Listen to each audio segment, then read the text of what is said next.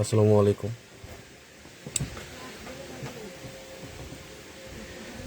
কেমন আছেন আপনারা? আহ, গত দিনে আমরা জব প্রিপারেশন ক্লাসে প্রথম আলোচনা করেছিলাম, প্রথম ক্লাস করেছিলাম। সেখানে আমরা ইংলিশ গ্রামার নিয়ে আলোচনা করেছি। তো আজকে আমরা বাংলা ব্যাকরণ নিয়ে আলোচনা করব। আপনারা নিশ্চয়ই জানেন যে আমাদের যে বড় বড় পরীক্ষাগুলো আসলে এই পরীক্ষাগুলোতে, স্পেশালি বিসিএস পরীক্ষার কথা যদি আমরা চিন্তা করি, তো শুধু বাংলা থেকেই আমাদের প্রশ্ন আসে 35 নম্বর, অর্থাৎ এখানে হচ্ছে 35 মার্ক শুধু বাংলায়। তো ইংরেজির ক্ষেত্রে আমরা যেমন মানবন্টনটা দেখেছিলাম, এখানে কিছুটা ভিন্ন রকম। কিরকম? আমরা ইংরেজির ক্ষেত্রে দেখেছিলাম যে সেখানে ব্যাকরণ বা গ্রামার থেকে প্রশ্ন হয় 20, এবং সাহিত্য থেকে প্রশ্ন হয় 15। ঠিক আছে, তাহলে এই সব মিলাই ছিল আমাদের 35 নম্বর। বাংলার ক্ষেত্রে কিরকম?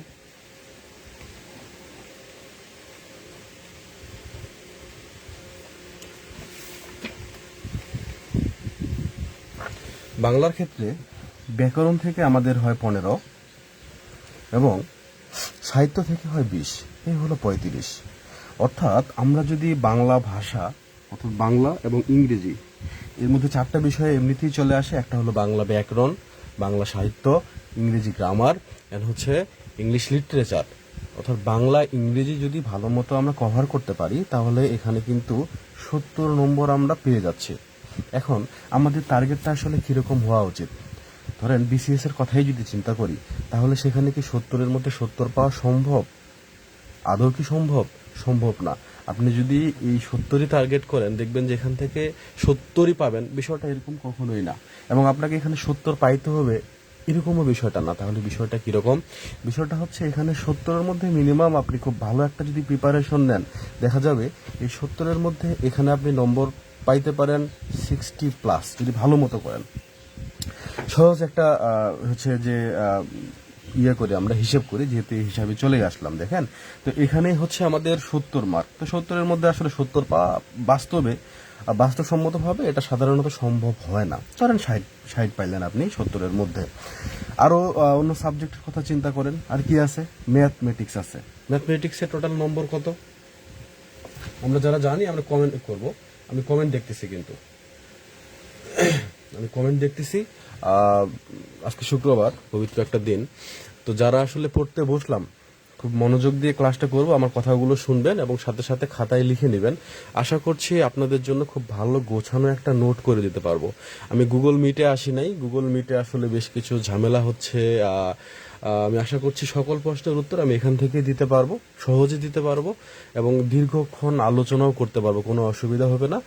যাদের সেরকম ইচ্ছা আছে, ডেডিকেশন আছে, আশা করছি তাদের আমি আশাহত করব না। আপনারা যারা ক্লাস করেন ইতিমধ্যে, আমার আলোচনা যারা শুনেন বা জানেন, আমি আসলে চেষ্টা করি তথ্য দেওয়ার, সর্বোচ্চ চেষ্টা করি। ইনশাল্লাহ আজকেও তার ব্যতিক্রম হবে না। আমাদের জানা বিষয়গুলো নিয়ে আজকে আলোচনা শুরু হবে, বাট জানার মধ্যে অনেক অজানা থাকে, বা জানার মধ্যে কনফিউশন থাকে, বা দেখা যায় যে জানা বিষয় থেকেই পরীক্ষায় প্রশ্ন আসছে, বাট প্রশ্নটা এমনভাবে হলো যে কনফিউশনের কারণে আপনি জানা বিষয়টা ভুল উত্তর দিয়ে চলে আসলেন। তো সবগুলো বিষয় নিয়ে ধারাবাহিকভাবে আলোচনা সামনের দিকে এগোবে এবং হয়তোবা মোস্ট অফ দ্য টাইম আমি এভাবে করে আপনাদের সামনে আসতে পারি। আশা করছি এতে করে আপনাদের কোনো অসুবিধা হবে না। যারা আমরা আসলে শিখতে চাই, তারা যে কোনোভাবেই শিখতে পারি। আমার এই বিশেষ দেখার খুব একটা দরকার হবে বলে মনে করছে না। ক্লাসগুলোতে তো দেখতেছেনই। তো এখন একটু খাতা দেখেন। তো আমরা যদি ম্যাথের কথা চিন্তা করি, তাহলে ম্যাথে টোটাল নম্বর আছে কিন্তু 30। ভালোভাবে বুঝিয়েন। তাহলে ম্যাথে নম্বর আছে 30। 30 কোথায় কোথায়? গাণিতিক যুক্তি আর হচ্ছে মানসিক দক্ষতা, এই দুইটা মিলে, অর্থাৎ 15 করে 30 নম্বর আছে। তাহলে আরো 30, কত হলো? টোটাল হয়ে গেল 100। সেই সাথে আমরা যদি সাধারণ জ্ঞানের কথা চিন্তা করি, অর্থাৎ বাংলাদেশের যে বিষয়গুলো, বাংলাদেশের হচ্ছে যে মুক্তিযুদ্ধ থেকে শুরু করে বাংলাদেশের যে ম্যাপ আছে, এই ম্যাপ, সংবিধান, তারপরে অর্থনীতি, এই টাইপের বিষয়গুলো নিয়ে এখানে আরো 30 নম্বর। ঠিক আছে, তাহলে কত হয়ে গেল দেখেন, 70-30 হচ্ছে আমাদের 100, এবং বাংলাদেশ, শুধুমাত্র বাংলাদেশের বিষয়গুলো যদি চিন্তা করি তাহলে 130 নম্বর অলরেডি হয়ে গেল। হ্যাঁ, তো 130, সেই সাথে আন্তর্জাতিক বিষয়াবলী বা আন্তর্জাতিক যে বিষয়গুলো সেখানে আমাদের নম্বর আছে 20। একটু বোঝেন। আচ্ছা, বিজ্ঞানের উপরে নম্বর আছে 15, বিজ্ঞানের উপরে আছে 15, আর আইসিটিতে আছে 15। ওকে, আরো দুটা বিষয় আছে, একটা হলো ভূগোল আর একটা হচ্ছে মূল্যবোধ। হ্যাঁ, ভূগোলে হলো 10, মূল্যবোধে 10। আচ্ছা, এখন দেখেন এই বাংলা আর ইংরেজিতে হচ্ছে টোটাল 70-70-এর মধ্যে যদি আপনি খুব ভালো একটা প্রস্তুতি নেন, এখানে 60 60 আসলে খুব বেশি হয়ে যায়। এত বেশি নম্বর পাওয়া আসলে এটা খুবই কঠিন একটা ব্যাপার হয়ে যায়, কেননা সাহিত্যের এমন এমন প্রশ্ন থাকে, গ্রামারের এমন বিষয় থাকে, বা বাংলা সাহিত্যের এমন এমন বিষয় দেখা গেছে কোনো একটা লাইন থেকে তুলে দেওয়া হয়েছে, তো কঠিন। তো এখানে 60 পাওয়া কিন্তু মোটামুটি কঠিনই বলতে হবে। এখানে 50 ধরে রাখেন কেমন, তাহলে সহজ হয় যে 50, 20 নম্বর এখানে আপনি পান নাই, 50 পাইছেন। আচ্ছা, আপনার স্বাভাবিকভাবে আমরা কি দেখি, কাটমার্ক কত থাকে, 115 থেকে 120 বা 120 প্লাস এর মধ্যে হইলেই মোটামুটি ভাবে হয়ে যায়। তো আপনি যদি ইতিমধ্যে শুধু বাংলা আর ইংরেজিতেই 50 পেয়ে যান, অঙ্কতে হচ্ছে দুইটা অঙ্ক, অর্থাৎ সেখানে 30-30-এর মধ্যে আপনি যদি সেখানে নম্বর পান 20ও যদি পান, কত হইলো, 50-20-এ 70 হয়ে গেছে কেমন। বাংলাদেশ বিষয়াবলী, বাংলাদেশ বিষয়াবলীতে আসলে এখানে অনেক বিষয় থাকবে, সাম্প্রতিক বিষয় বা এমন এমন বিষয় সবগুলো আমাদের কখনোই জানা থাকবে না।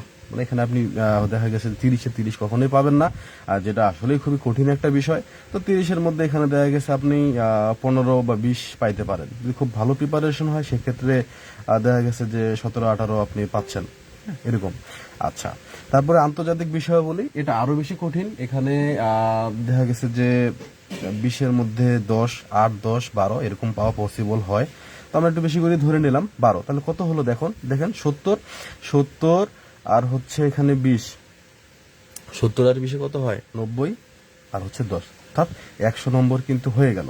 এখন এইদিকে দেখেন আপনাদের আছে বিজ্ঞানের যে প্রশ্নগুলো হয় এগুলো খুবই সহজ, আসলে অতটাও কঠিন না। তো এখানে 15-এর মধ্যে 15 পাওয়াটা একটু কঠিন, বাট 15-এর মধ্যে দেখা গেছে 5টা প্রশ্ন তো আপনার একদমই জানাশোনা। ঠিক আছে, তো এখানে 8-10 পাওয়া খুব বেশি কঠিন হবে না। আইসিটি থেকে যে প্রশ্নগুলো হয় এখানে ধরে নেন 8। ঠিক আছে, তারপরে হচ্ছে যে আপনার ভূগোল যে আছে, ভূগোলের প্রশ্নগুলো মোটামুটি অ্যাভারেজ টাইপের হয়, এখানে 10-এর মধ্যে যদি আপনার 5 হয়। মূল্যবোধ, এটাতে কনফিউজিং কোশ্চেন হয়, 5 ধরে রাখেন। দেখেন আপনি ওই 120-এর থেকেও একটা ভালো নম্বরে কিন্তু পৌঁছে যেতে পারবেন, যদি আপনার একটু বিষয়গুলো ভালোভাবে জানা থাকে। আপনার টার্গেট কখনোই 100% হবে না, অর্থাৎ আপনি 200 নম্বরের পরীক্ষা হবে, আপনি 200ই টার্গেট করছেন, তাহলে একটা ভুল ধারণার মধ্যে আপনি থাকবেন। গতদিনে বলেছিলাম যে আমাদের কি করতে হবে, যে বিষয়গুলো বেশি গুরুত্বপূর্ণ যেগুলো আসে সেগুলো আগে খুঁজে বের করতে হবে, যেগুলো কম গুরুত্বপূর্ণ, কোনোবার এসেছে কোনোবার আসে নাই, আসবে কি আসবে না, মানে এরকম বাদ দিয়ে দেওয়া যায়, ওই টাইপের বিষয়গুলো আগে বাদ দিয়ে দেন, সব পড়তে গেলেও কিন্তু ঝামেলা। তো হাওয়েভার আমরা একটা বেসিক ধারণা নিলাম যে আসলে আমরা কিভাবে কি করব, কিভাবে সামনের দিকে এগোতে হবে। তো এখন দেখেন, বাংলা ভাষা, আমরা সবাই জানি ভাষা কাকে বলে। মনের ভাব প্রকাশের প্রধান যে মাধ্যম এটা হলো ভাষা। মনের ভাব যেটার মাধ্যমে প্রকাশ করা যায় এটাকেই ভাষা বলে। এখন মনের ভাব প্রকাশ করা যায়, এটা কি শুধু কথা বলে, শুধু কথা বলে কি মনের ভাব প্রকাশ করা যায়? অন্য কোনো ভাবে মনের ভাব প্রকাশ করা যায় না? অবশ্যই যায়। আমরা ইশারা ইঙ্গিত করে মনের ভাব প্রকাশ করতে পারি। কিরকম, দেখা গেছে যে আপনারা কেউ একটা জিনিস জিজ্ঞাসা করলো, আপনি মাথা নাড়াইলেন, আপনি হ্যাঁ বললেন অথবা না বললেন, তাহলে মাথা নাড়ানোর মাধ্যমে আপনি মনের ভাব প্রকাশ করলেন, করা যেতে পারে। আচ্ছা, হাত দ্বারা বিভিন্ন রকম ইশারা, আপনি ধরেন কাউকে এভাবে করে ডাকতেছেন যে আয় আয়, হ্যাঁ, তাহলে হাত দ্বারা ইশারা করেও কাউকে ডাকা যায়, তাহলে এটাও মনের ভাব প্রকাশ পাচ্ছে। আচ্ছা, শুধু কি ইশারা করেই, বিভিন্ন রকম অঙ্গভঙ্গি করেও কিন্তু মনের ভাব প্রকাশ করা যায়, বিভিন্ন রকম হচ্ছে যে ইঙ্গিত দেখানোর মাধ্যমে। সেই সাথে দেখা গেছে যে কোনো রকম ছবি দেখানোর মাধ্যমেও কিন্তু মনের ভাব প্রকাশ করা যায়। রাস্তার মধ্যে দেখবেন এইরকম একটা চিহ্ন দিয়ে এভাবে করে দেওয়া আছে, অর্থাৎ এই জায়গায় ইউ টার্ন নিষেধ, অথবা এরকম চিহ্ন তো দেখবেন যে আঁকা বাঁকা রাস্তা। ঠিক আছে, তো এটা এখানে তো আপনারা কেউ বলে দেয় না কোনো কিছু, একটা ছবি দিয়ে দেওয়া হয়েছে, এটার মাধ্যমে বোঝা যাচ্ছে যে এটা দ্বারা কি বোঝানো বোঝানোর চেষ্টা করা হচ্ছে। তো একরকম মনের ভাব এটা দ্বারাও কিন্তু প্রকাশ করা হচ্ছে। তো বিভিন্নভাবে মনের ভাব প্রকাশ করা যায়।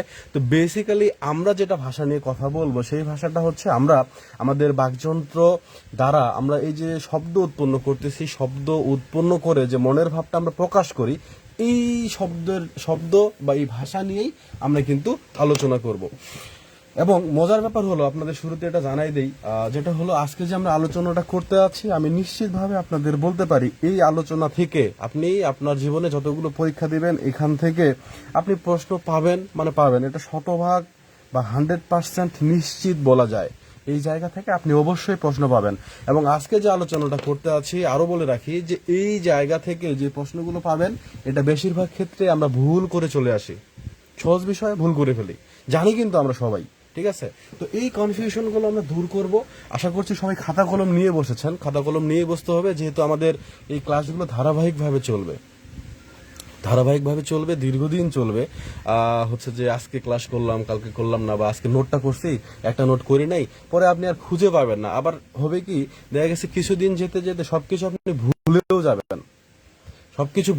জানা জিনিস, পড়া জিনিসগুলো ভুলে গেলে আসলে খুবই খারাপ লাগে। তো যদি নোট করা থাকে তাহলে হবে কি, পরে যখন আপনি জাস্ট খাতা উল্টাবেন, জাস্ট দেখবেন, আচ্ছা এগুলো পড়েছিলাম, ভাইয়া পড়াইছিল, বা এগুলো সেভাবে হয়েছিল, খুব সহজেই মনে পড়ে যাবে। খাতা করে ফেলেন, খাতা রেডি করে ফেলেন, বাংলা ভাষা এবং এই ভাষার প্রতীকগুলো নিয়ে আজকে আমরা আলোচনা। তো ভাষা কি জিনিস আমরা সবাই জানি, যে মানুষের মুখে মুখে যে শব্দগুলো আসলে উচ্চারিত, অর্থবোধক যে শব্দগুলো আসলে যেটা দ্বারা অর্থ প্রকাশ করা যায় এবং যেটা দ্বারা মনের ভাব প্রকাশ করা যায়, এরকম ধ্বনি বা ধ্বনির সমষ্টিকে আমরা ভাষা বলি। এখন প্রশ্ন হইল আপনাদের কাছে আমার প্রথম প্রশ্ন, ভাই আগে ভাষা পৃথিবীতে সৃষ্টি হয়েছে নাকি আগে ব্যাকরণ সৃষ্টি হয়েছে? কমেন্ট করেন, ভাষা আগে নাকি ব্যাকরণ আগে, ডিম আগে নাকি মুরগি আগে? আপনাদের কাছে আমার প্রথম প্রশ্ন, ভাই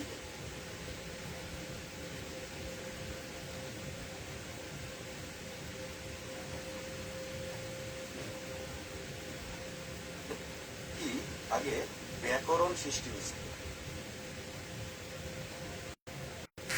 আচ্ছা, সাউন্ড ক্লিয়ার না, সাউন্ড কি ইস্যু হচ্ছে? রাজিয়া সুলতান, আপনি একটু জানাবেন প্লিজ।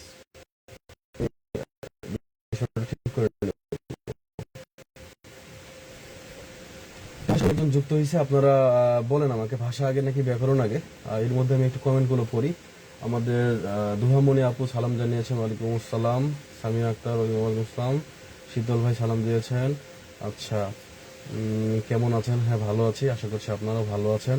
হ্যাঁ, সবাই মেনশন দিয়ে দেন, গুড, ভালো কাজ, নিজেরাই মেনশন দিচ্ছেন, ভালো, থ্যাংক ইউ। তো ভাষা আগে, ভাষা, তারপরেই ব্যাকরণ। তো আমাদের ইংরেজি শিখতে এত ঝামেলা হয় কেন? ইংরেজি শেখার ক্ষেত্রে আমরা ভাষাটা শেখার থেকে ব্যাকরণটাকে বেশি গুরুত্ব দেই।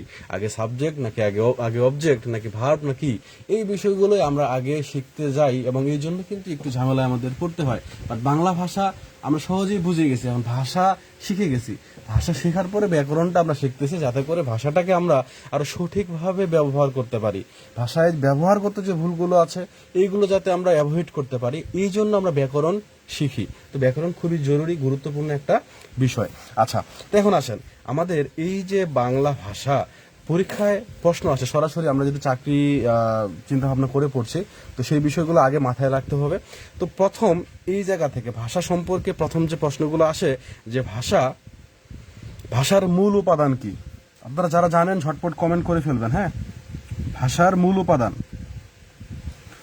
যে ভাষায়ের মূল উপাদান কি? এই প্রশ্নটা চাকরির পরীক্ষায় কতবার এসেছে এটার হিসাব বলা মুশকিল। ভাষার মূল উপাদান কি?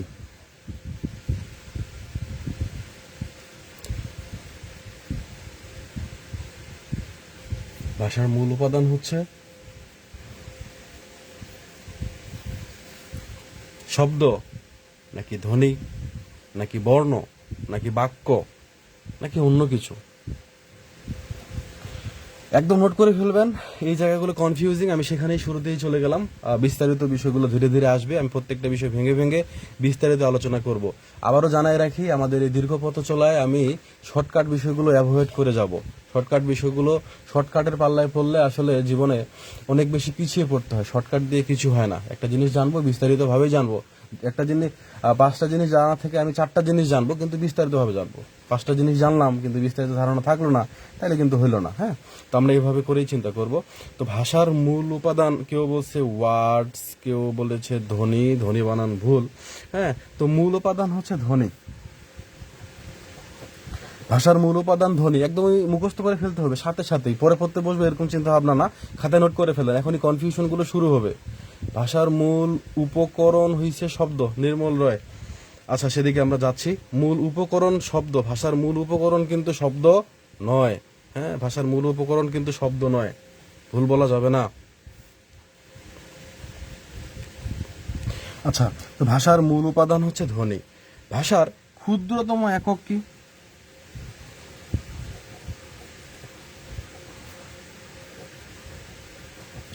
ভাষার ক্ষুদ্রতম একক,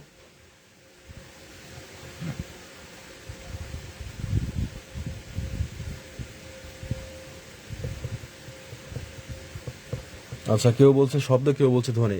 দেখেন আমাদের মধ্যে কনফিউশন গুলো আছে, এগুলোই ঝামেলা। এবং পরীক্ষার যখন আপনি নৈবিত্তিকে দেখবেন, সেখানে ধ্বনি দেওয়া থাকবে, শব্দ দেওয়া থাকবে, বর্ণ দেওয়া থাকবে, বাক্য দেওয়া থাকবে। এত বেশি কনফিউশনে পড়ে যাবেন যে মনে হবে সবগুলোই ঠিক। কোনটা যে ঠিক, সঠিক উত্তরটা খুঁজে বের করতে করতে ভুলটা দাগাই দিয়ে চলে আসবেন, মনে হবে ভুলটাই ঠিক। ঠিক আছে, তো এটা যাতে আমাদের না হয়, এই জন্য একদমই ক্লিয়ার হোক। ভাষার মূল উপাদান হচ্ছে ধ্বনি। এর ক্ষুদ্রতম একক, ভাষার ক্ষুদ্রতম একক। আমরা ভাষার কথা যদি চিন্তা করি, সহজে মনের ভাব প্রকাশ করব। ধরেন আপনি আমার একটা প্রশ্ন করলেন, আমি বললাম হ্যাঁ, বললাম মুরব্বী হ্যাঁ, যে বললাম, তাহলে কি বুঝালাম? এই যে একটা ধ্বনি হ্যাঁ। তো আরো অনেক রকম হতে পারে, ভাষার অনেক রকম হচ্ছে যে ছোট ছোট ধ্বনি। সব থেকে ভাষাকে যদি ভাঙা যায়, সব থেকে ছোট ক্ষুদ্রতম একক হচ্ছে ধ্বনি। কেননা ধ্বনি দ্বারাই ভাষা, বড় বড় ভাষা বা অনেক বড় বড় সেন্টেন্স গুলো কিন্তু সৃষ্টি হয়। ঠিক আছে, তো ধ্বনি হলো সব থেকে ক্ষুদ্রতম একক, বুঝে নেন একদম। বর্ণ না, নো, নিঝুম নীলাচল, বর্ণ নয়। ভাষার ক্ষুদ্রতম একক হচ্ছে ধ্বনি, নোট করে ফেলেন। তাহলে ধ্বনি কেন? দেখেন, আমরা সব থেকে ছোট একটা ভাষা কিভাবে সর্বপ্রথম কি হয়? সর্বপ্রথম হয় ধ্বনি। ধ্বনিকে সংজ্ঞায়িত করার জন্য বা চিহ্ন বা সিম্বল দ্বারা দেখানোর জন্য কি হয়? বর্ণ। অনেকগুলো বর্ণ একসাথে যুক্ত হয় কি হয়? শব্দ।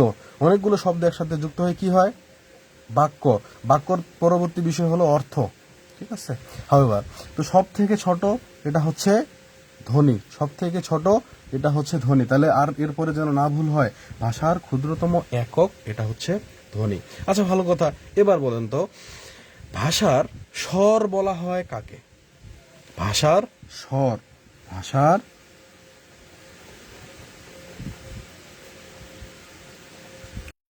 বড় করে লিখতে হচ্ছে, সে কারণে এগুলো একটু হয়তো বা খারাপ হবে, আর বুঝতে পারেন। স্বর বলা হয়, ভাষা স্বর বলা হয় কাকে? যারা জানি আমরা ঝটপট বলি তো। নিজেকে জাজ করেন, নিজেকে চেষ্টা করেন না, বা কনফিউশনে আছি, কমেন্ট করলাম না বা বললাম না, বিষয়টা এরকম না। আমরা বলি, দেখি না যে ঠিক হয় নাকি ভুল হয়, আমার জানাটা কতটুকু ঠিক, আর আজকে থেকে আমি যে জেনে নিচ্ছি এরপরে আমি কতটুকু ঠিক, আমার কনফিডেন্স কতটুকু বাড়ছে। নিজেকে জাজ করেন, এখানে অন্য কেউ না, আমরাই তো। আপনাদের সাথে এত ফ্রেন্ডলি মিশি, তাও যদি আপনাদের মধ্যে এত হেজিটেশন কাজ করে, বা নিজেকে নিয়ে যদি এত দ্বিধায় ভুগেন, তাহলে মুশকিল। একটু কনফিডেন্স বাড়ান, নিজেকে নিয়ে চিন্তা ভাবনাটা সবসময় পজিটিভ রাখেন। ঠিক আছে, ভুল করলেও পজিটিভের সাথে করেন, কনফিডেন্সের সাথে করেন, এবং যাতে করে সেই ভুল যদি হয়ে যায় সেটাকে সংশোধন করে নেওয়া যায়। আমরা এই জন্যই ভুল করব। ঠিক আছে, সংশোধন করে নেওয়ার উদ্দেশ্যে আমরা ভুল যদি হয় সেটা আমরা দেখব। হয় এবার তো, ভাষার স্বর বলা হয় কাকে? এবং ভাষার বাহন বলা হয় কাকে? দেখি তো কে কে পারে।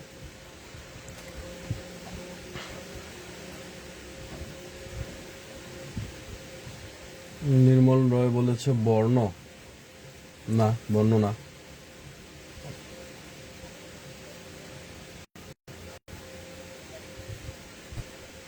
তাহলে ভাষার স্বর বলা হয় ধ্বনি, ভাষার স্বর বলা হয় ধ্বনিকে, এবং একই সাথে ভাষার বাহন বলা হয় ধ্বনিকে। খুব ভালোভাবে চারটে বিষয় দিলাম, 1 2 3 4। এই চারটা বিষয়ে আর যেন কোনো কনফিউশন না থাকে, কোনো ভুল যাতে কখনোই না হয়, একদম মুখস্থ করে ফেলেন প্লিজ। যারা আমরা পড়তে বসছি, যারা এই দীর্ঘ জার্নির পথ হচ্ছে যে আমাদের সহযাত্রী, আমি আপনাদের রিকোয়েস্ট করব একদমই মুখস্থ করে ফেলেন ভাই। পরে পড়তে বসবো, পরে দেখে নেবো, এরকম না। খাতায় লিখে ফেলছেন, মুখস্থ করে ফেলেন। কি? ভাষার মূল উপাদান ধ্বনি। কেন ধ্বনি, কেন মূল উপাদান, আমরা বিস্তারিত আলোচনা করলাম। ক্ষুদ্রতম একক, কিভাবে ক্ষুদ্রতম একক সেটা আলোচনা করলাম। তো ভাষার মূল উপাদান ধ্বনি, ক্ষুদ্রতম একক ধ্বনি, ভাষার স্বর বলা হয় ধ্বনিকে, ভাষার বাহন বলা হয় ধ্বনিকে। তাহলে ধ্বনি কোন কোন জায়গাগুলোতে কার্যকরী এবং প্রশ্নগুলো কিরকম হতে পারে সেই জায়গাটা আমরা, আচ্ছা টোর দিকে যাই, সামনের দিকে যাই। ভাষার ইট বলা হয়, এই প্রশ্নটা চাকরি পরীক্ষায় দেখলাম। ভাষার ইট বলা কাকে? আরে ভাই, ভাষারও আবার ইট হয়? এমনি যেখানে ইট বলতে আসলে ক্ষুদ্রতম একক বুঝিয়েছে, ঠিক আছে, মানে ছোট অংশ বোঝানো হয়েছে। আমরা যদি একটা বাক্যকে দেয়াল হিসেবে কনসিডার করি, একটা বাক্য অনেক বড় একটা বাক্য, এটা যদি দেয়াল হিসেবে কনসিডার করি, তাহলে এই বাক্যের ইট বলা হয় কাকে? অনেকগুলো ইট একসাথে হয়ে তো একটা বাক্য হয়, তাহলে এর ইট হয় কাকে? ঠিক আছে, তো দেয়ালটা আমরা ভাষা হিসেবে কনসিডার করছি, তো ভাষার ইট বলা হয় কাকে?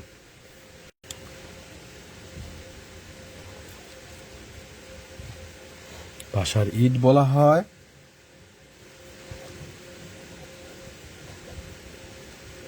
বর্ণকে। আমি সাজাই দিচ্ছি, বুঝছেন? অনেক বইয়ে থেকে নেওয়া, বাইরে থেকে না, আমি তো আর বানাই নাই বইগুলো। বই অনেক বই দেখে সবগুলো দিয়েছে, দেখেন বইগুলো একসাথে, অনেক বই আছে এলোমেলো ভাবে আছে, সবগুলো নাই, ঠিক আছে? সবগুলো একসাথে সহজ করে আপনাদের আমি একটা নোট দিতে চাই। এই নোটটা আপনাদের জন্য খুবই কার্যকরী হবে, সহজ হবে,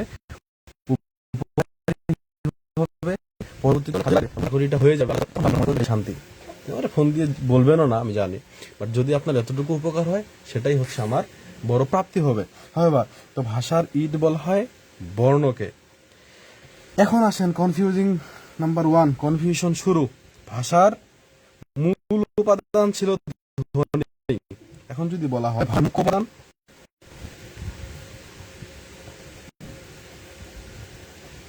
ভাষার মুখ্য উপাদান, সেক্ষেত্রে কি হবে?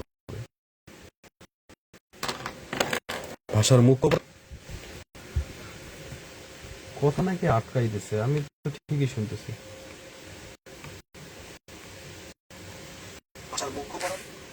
ঠিক আছে তো আপু, বৃষ্টি রানী আপু, কথা ঠিক আছে। আচ্ছা, তো ভাষার মূল উপাদান ছিল ধ্বনি। ভালোভাবে বুঝেন, কনফিউশন করা যাবে না। ভাষার মূল উপাদান, ধ্বনি। ভাষার মুখ্য উপাদান, মুখ্য উপাদান যখন হবে তখন সেটা হয়ে যাবে শব্দ।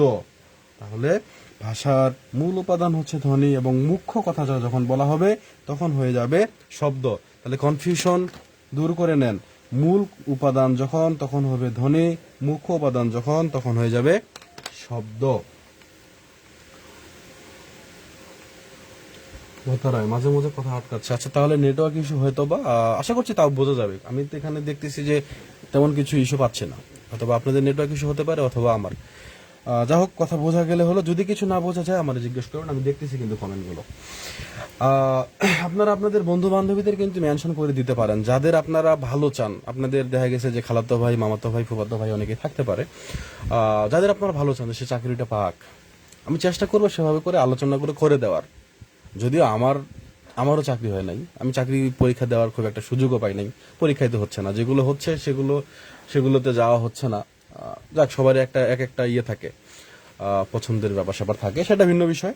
তো আমি চেষ্টা করতেছি যে বিষয়গুলো গুরুত্বপূর্ণ সবগুলো সাজিয়ে দেওয়ার। আশা করছি এটা থেকে খুবই উপকারী হবেন আপনারা। আর আপনারা তো অনেক অ্যাডভান্স। কেন অ্যাডভান্স? যে সবে 3rd ইয়ার, 1st ইয়ার, 4th ইয়ার এগুলোতে পড়তেছেন। এখন থেকে একাডেমিকের পাশাপাশি আপনারা এই সুযোগটা পাচ্ছেন এবং এই সুযোগটা কাজে লাগাচ্ছেন।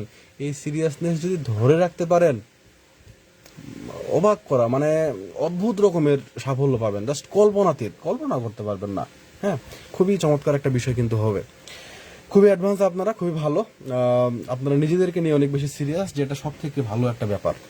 এই সিরিয়াসনেস তো আমাদের মধ্যে আসে না, এটা খুব ভালো বিষয়। তো ভাষার আশা করছি এটা কনফিউশন থাকবে না। মূল উপাদান বললে ধ্বনি, আর মুখ্য কথাটা যখনই বলা হবে তখনই হয়ে যাবে শব্দ। আচ্ছা,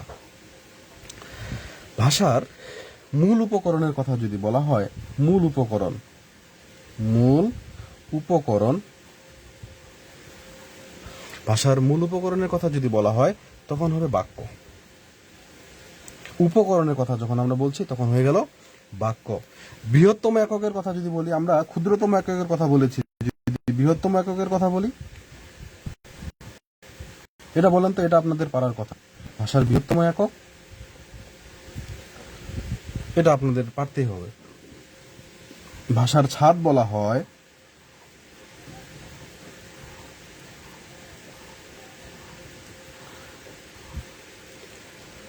ভাষার প্রাণ বলা হয়,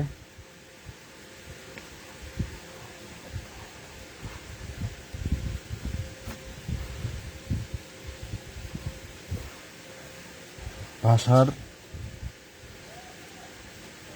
রূপ কয়টি? দিয়ে দিই। আর মৌলিক উপাদান হচ্ছে 4টি। মৌলিক উপাদান 4টি। অনেকে ভাববেন যে পরে দেখে নিব, পরে বইয়ে পড়ে নিব, ইত্যাদি ইত্যাদি। বাট আসলে বাস্তবতাটা কি, একা একা না হয় না, একা একা হয় না। একদিন 2 দিন হয়তো বা পড়বেন বা পড়া হয়, তারপরে ধীরে ধীরে আমরা একটু দূরে সরে যাই, আজকে না পড়ি কালকে গেছে, এরকম এতে করতে আর পড়াটা হয়ে ওঠে না। ওই প্রথম 2-1টা চ্যাপ্টারই শুধু বারবার পড়ি, সামনের দিকে বেশি একটা এগোনো হয় না।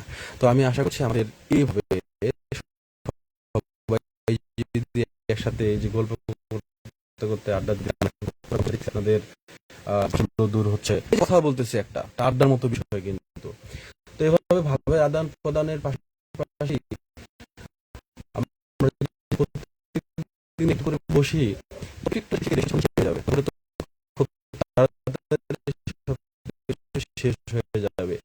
এভাবে করে আসলে বাইরের দেশে প্রচুর করা হয়, বাট আমাদের দেশে হয় কি, আবার আমাদের দেশে ওই যে গ্রুপ স্টাডি করে আমরা গল্প করতে করতেই হাঁপায় যাই, পড়া আর হয় না। আর যদি গ্রুপ স্টাডি, যদি গ্রুপ এরকম হয় যে একজন ছেলে আর একজন মেয়ে, বা 2জন ছেলে আর 2জন মেয়ে, তাইলে তো এই গ্রুপের কথা কি বলবো, সেই গ্রুপ হয়ে যাবে সেটা। হ্যাঁ, সেখানে খুব ভালো ব্যাপার স্যাপার হবে। হাওয়েভার, তো আমাদের বেশ কিছু বিষয় শিখলাম। আমি আপনাদের এতটুকু বলতেই পারি, খুব জোর দিয়ে বলতে পারি, এই কয়েকটা বাক্য, কয়েকটা বিষয় থেকে আমরা পরীক্ষায় অবশ্যই অবশ্যই ভালো কমন পাবো। এবং এখান থেকে আপনি ধরেন বিসিএস এর পরীক্ষা দিচ্ছেন, এখানে 1 নম্বর কমন পাইতে পারেন, সম্ভাবনা অনেক বেশি। প্রাইমারির পরীক্ষা দিচ্ছেন, নিবন্ধনের পরীক্ষা দিচ্ছেন, আপনি ভালো একটা বিষয় এখান থেকে কিন্তু সাপোর্ট পাবেন।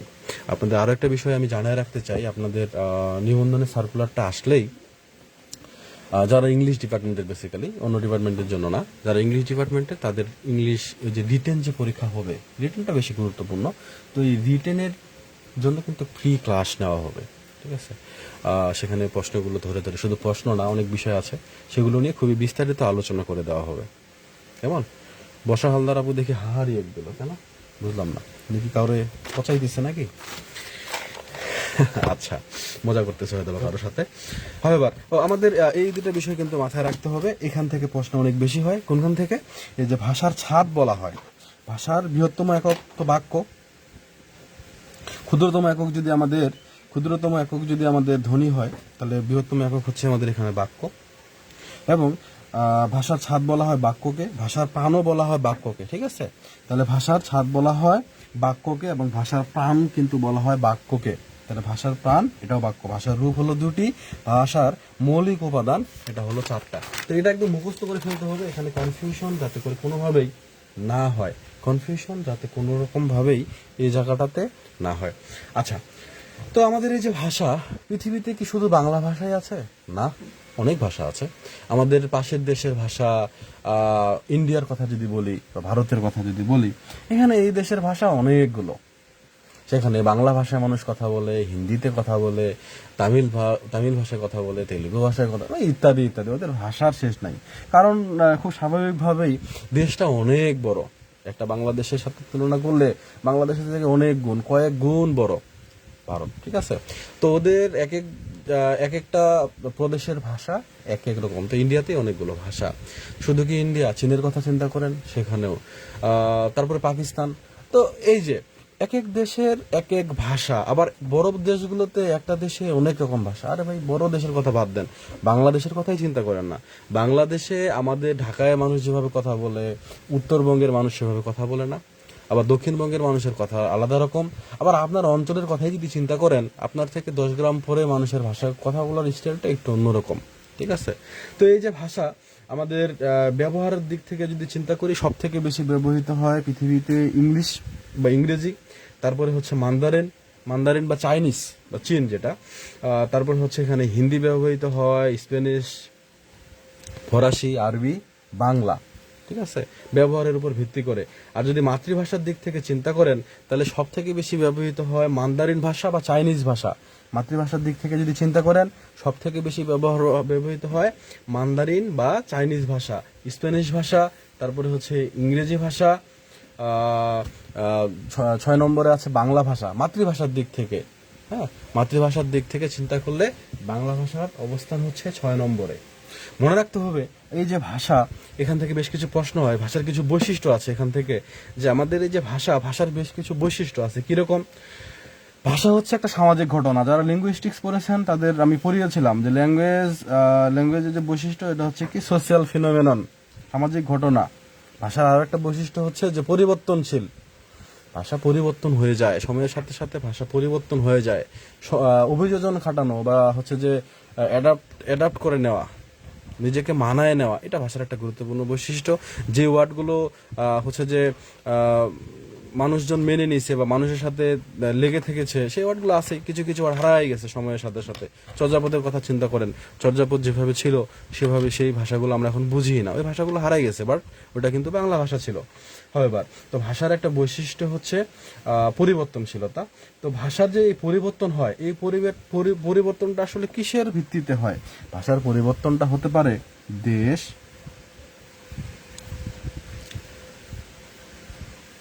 সময় বা কাল ও পরিবেশ।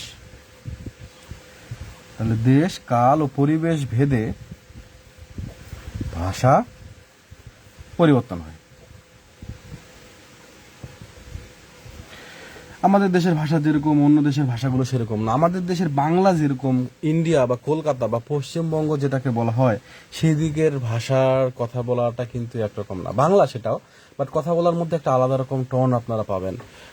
তারা একটু কিভাবে যেন বলে, ঠিক আছে? আপনাদের যদি কেউ থেকে থাকে, আপনারা তাদের কথাগুলো শুনেছেন নিশ্চয়ই, বাট কেউ যদি থেকে থাকে সেই জায়গায়, সেই অঞ্চলে, তাহলে তাদের সাথে কথা বললে আরো বেশি সেটা রিলেট করতে পারবেন, যে কথাগুলো একটু কেমন যেন, এবং ভালোই শোনায়। সময়ের সাথে সাথে ভাষার পরিবর্তন, তো সেটা আমরা বুঝতেই পারতেছি যে আজকে থেকে 10 বছর আগে বা 20 বছর আগে ভাষা যেরকম ছিল এখন সেরকম নাই। আমাদের দাদারা, আমাদের নানারা বা আমাদের বাবারা যেভাবে করে কথা বলে, আমরা সেভাবে বলছি না। তাদেরকে মনে হয় তারা ব্যাকডেটেড, গেও টাইপের। বিশেষ করে আমাদের দাদা দাদি, নানা নানিদের অনেকেই এরকম মনে করে থাকেন যে কেমন জানি কথা বলছে, কেমন গ্রাম্য ভাষায় বা কিভাবে যেন। তাদের সময় ওটাই স্মার্টনেস ছিল, স্ট্যান্ডার্ড ছিল, ঠিক আছে? বাট এখন চেঞ্জ হয়ে গেছে, আমরা আপডেট হয়ে গেছি দেখে তাদেরকে এখন ব্যাকডেটেড মনে হয়। বাট তারা তো আর সবকিছু সেভাবে করে চেঞ্জ করে নিচ্ছে না। তো এই সময়ের সাথে সাথে ভাষা পরিবর্তন হয় এবং পরিবেশের সাথে সাথে ভাষার পরিবর্তন হয়। কিরকম? হচ্ছে যে ধরেন যে আমাদের যে পরিবেশ, ধরেন যে স্থানভেদে যদি চিন্তা করেন, পারিপার্শ্বিক বিষয়গুলো যদি চিন্তা করেন, এই সব কিছুর উপর ডিপেন্ড করে কিন্তু ভাষার পরিবর্তনটা হয়। তো প্রশ্নে, চাকরির পরীক্ষা এখান থেকে বিভিন্নবার প্রশ্ন এসেছে যে কিসের ভিত্তিতে ভাষার পরিবর্তন হয়। অপশনে এই 3টা বিষয় থাকতে পারে, অথবা একটা থাকতে পারে, অথবা 2টা থাকতে পারে। 3টে আমরা জেনে রাখি, দেশ, কাল ও পরিবেশ ভেদে ভাষার পরিবর্তন হয়। এবার তো আমরা ভাষা নিয়ে কথা বলছি। ভাষাকে আমরা দুভাবে ভাগ করতে পারি। ভাষার যদি আমরা প্রকারভেদ করি, ভালোভাবে বুঝেন, সহজ বিষয়, আমরা এগুলো জানি, কিন্তু জানা বিষয়গুলো আমাদের রিভিশন দরকার, এবং ধীরে ধীরে আমরা অজানা বিষয়গুলোর দিকে যাব। তো সামনের দিকে এগোতে গেলে আগে বেসিক বিষয়টা তো ঠিক করতে হবে। আপনি ক্লাস 5-এ একবারে পড়তে পারেন না, ক্লাস 5 পর্যন্ত যাইতে গেলে আপনাকে 1-2 এগুলো পার হয়েই যেতে হবে, ঠিক আছে? তো আমরা এখন ধরেন 1-2 এর স্টুডেন্ট, একদম বেসিক লেভেলে আছে। ধীরে ধীরে আমরা সামনের দিকে আগাবো, এবং বেসিকের মধ্যে অনেক জানার ভুল আছে, সেগুলো আমরা দূর করতে করতে দেখা গেছে যে অনেক দূরে আগাবো। আচ্ছা, তো ভাষাকে আমরা দুই ভাবে ভাগ করতে পারি। একটা হলো মৌখিক, প্রথম যেটা সেটা হলো মৌখিক, আগে তো মুখে মুখে হয়, তারপরে হইল কি লৈখিক।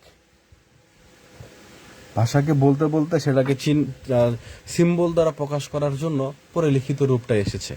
অর্থাৎ ধরেন আমি বললাম আ, তাহলে এই আ রে আমরা কিভাবে বুঝাবো? এভাবে আ, ঠিক আছে? ইংরেজিতে কিভাবে বোঝাচ্ছে? এভাবে আ বা এ হবে। তো এখন করে আমরা কিভাবে লিখতেছি? ক, এই যে সাউন্ডটা আমরা করছি, এটাকে বোঝানোর জন্য বাংলায় লিখলাম ক, ইংলিশে লিখলাম কে, ঠিক আছে? তাহলে ক। তো এখন এই যে সাউন্ডগুলো, এই সাউন্ডগুলোর সমন্বিত রূপ কিন্তু পরবর্তীতে হলো আমাদের এই যে লৈখিক রূপ, ঠিক আছে? বাক্য আকারে আমরা লিখি এবং সেগুলো আমরা বুঝতে পারি। এই যে আমি লিখতেছি, আপনারা বুঝতেছেন, তাহলে এটা কিন্তু ভাষারই একটা প্রকাশ। আমি মুখে বলতেছি, এটা একভাবে প্রকাশ করা যাচ্ছে, লিখে আর একভাবে প্রকাশ করা যাচ্ছে। তো ভাষারে আমরা দুই ভাবে ভাগ করতে পারি। প্রথমটা হলো মৌখিক এবং দ্বিতীয়টা হলো লৈখিক, ঠিক আছে? এখন এই মৌখিককে আবার দুই ভাগে ভাগ করা যেতে পারে। কিরকম? যারা জানি আমরা বলি, লৈখিককেও আমরা দুভাবে ভাগ করতে পারি। আমার কথা কি বুঝতে পারতেছেন আপনারা?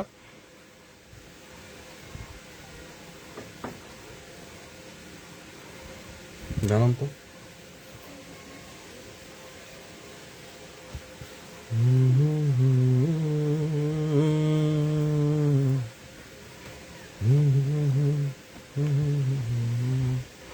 আচ্ছা, তো মৌখিক যে ভাষা, এই মৌখিক ভাষা দুরকম হয়।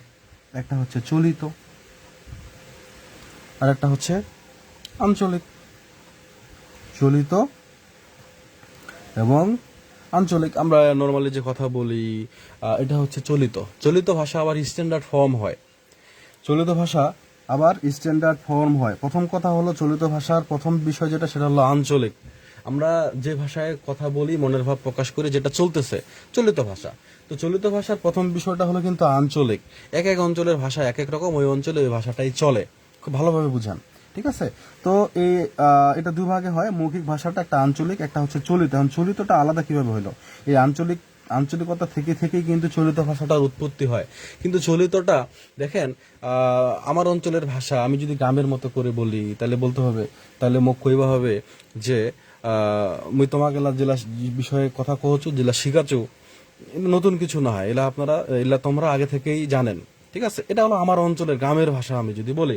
এখন আমি তো আপনাদের এভাবে করে বলছি না, আমার অঞ্চল বলতেছি না, বলতেছি কি, যেটা বলতেছি এটা কি সাধু ভাষায় আমি বললাম? ভাষায় বললাম? বলে নাই। তাহলে এই আঞ্চলিকতা থেকে, বিভিন্ন অঞ্চল থেকেই যে ভাষাগুলো চলতেছে, এইটার স্ট্যান্ডার্ড ফর্ম নেওয়া হয়। এই স্ট্যান্ডার্ড ফর্মটাই কিন্তু চলিত ভাষা। বইয়ে আমরা যে বিষয়গুলো পড়ি, এটাও কিন্তু চলিত ভাষায় লেখা, বাট চলিত কোনটা? চলিত ভাষার স্ট্যান্ডার্ড ফর্মটা মেইনটেইন করে লেখা হয়। এখন চলিত ভাষার স্ট্যান্ডার্ড ফর্মটা কিভাবে আসে? এটা সব অঞ্চলে কিছু কিছু বিষয়ে আপনারা মিল পাবেন। এক দেশের সকল অঞ্চলের কিছু বিষয়ে, কিছু ভাষায়, কিছু কথায় মিল পাওয়া যায়। তো এই সব থেকে উৎকৃষ্ট যেটা, এইগুলোকে সমন্বিত করে একটা দেশের চলিত ভাষাকেও স্ট্যান্ডার্ড ফর্ম দেওয়া হয়। তো এই স্ট্যান্ডার্ড ফর্মটাইকে আমরা হচ্ছে চলিত ভাষা হিসেবে নিচ্ছি। আর এটা হলো আঞ্চলিক, যেটা অঞ্চলে অঞ্চলে, জায়গায় জায়গায় চেঞ্জ হয়। পুরো বাংলাদেশে এই চলিত ভাষাটাই চলে। কেমন? আপনি এটা বলবেন, সবাই কিন্তু বুঝবে। আমরা যেভাবে বলি, আমি আপনাদের এখন যেভাবে কথা বলছি, তো এটা সবাই বুঝবে, আপনি যে অঞ্চলে যান না কেন। বাট আঞ্চলিকতা যদি থেকে যায়, আমি এখন হঠাৎ করে চট্টগ্রামে গেলাম, চট্টগ্রামের মানুষ হয়তো বা হচ্ছে যে যেভাবে করে বলতেছে, আমার বুঝতে কিন্তু একটু কষ্ট হবে।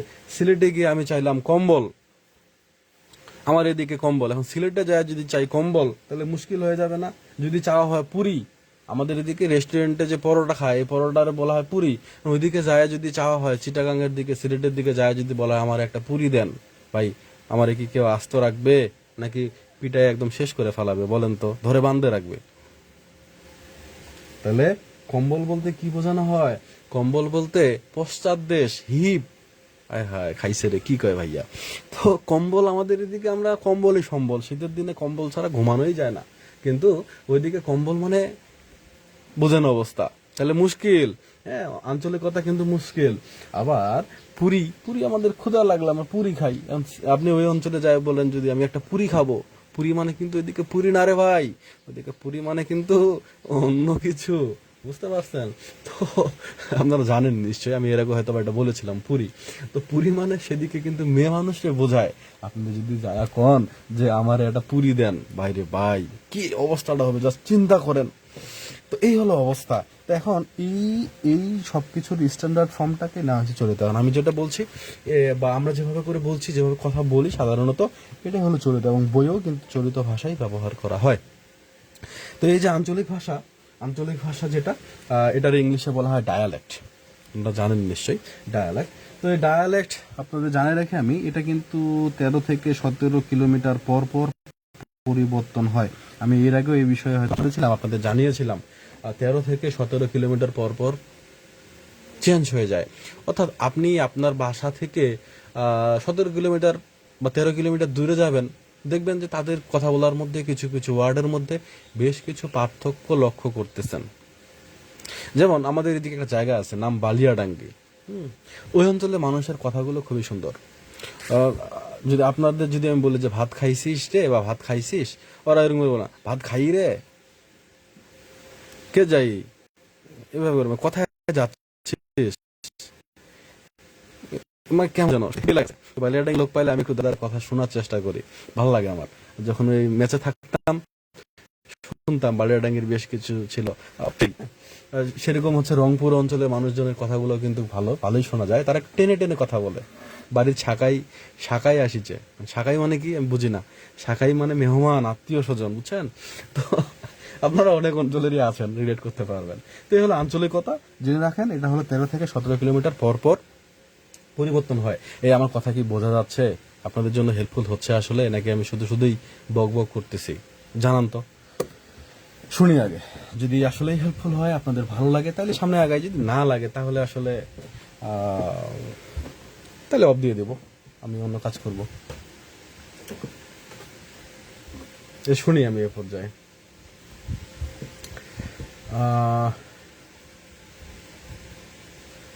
হ্যাঁ, শীতল ভাই কয় নারী, হ্যাঁ নারী।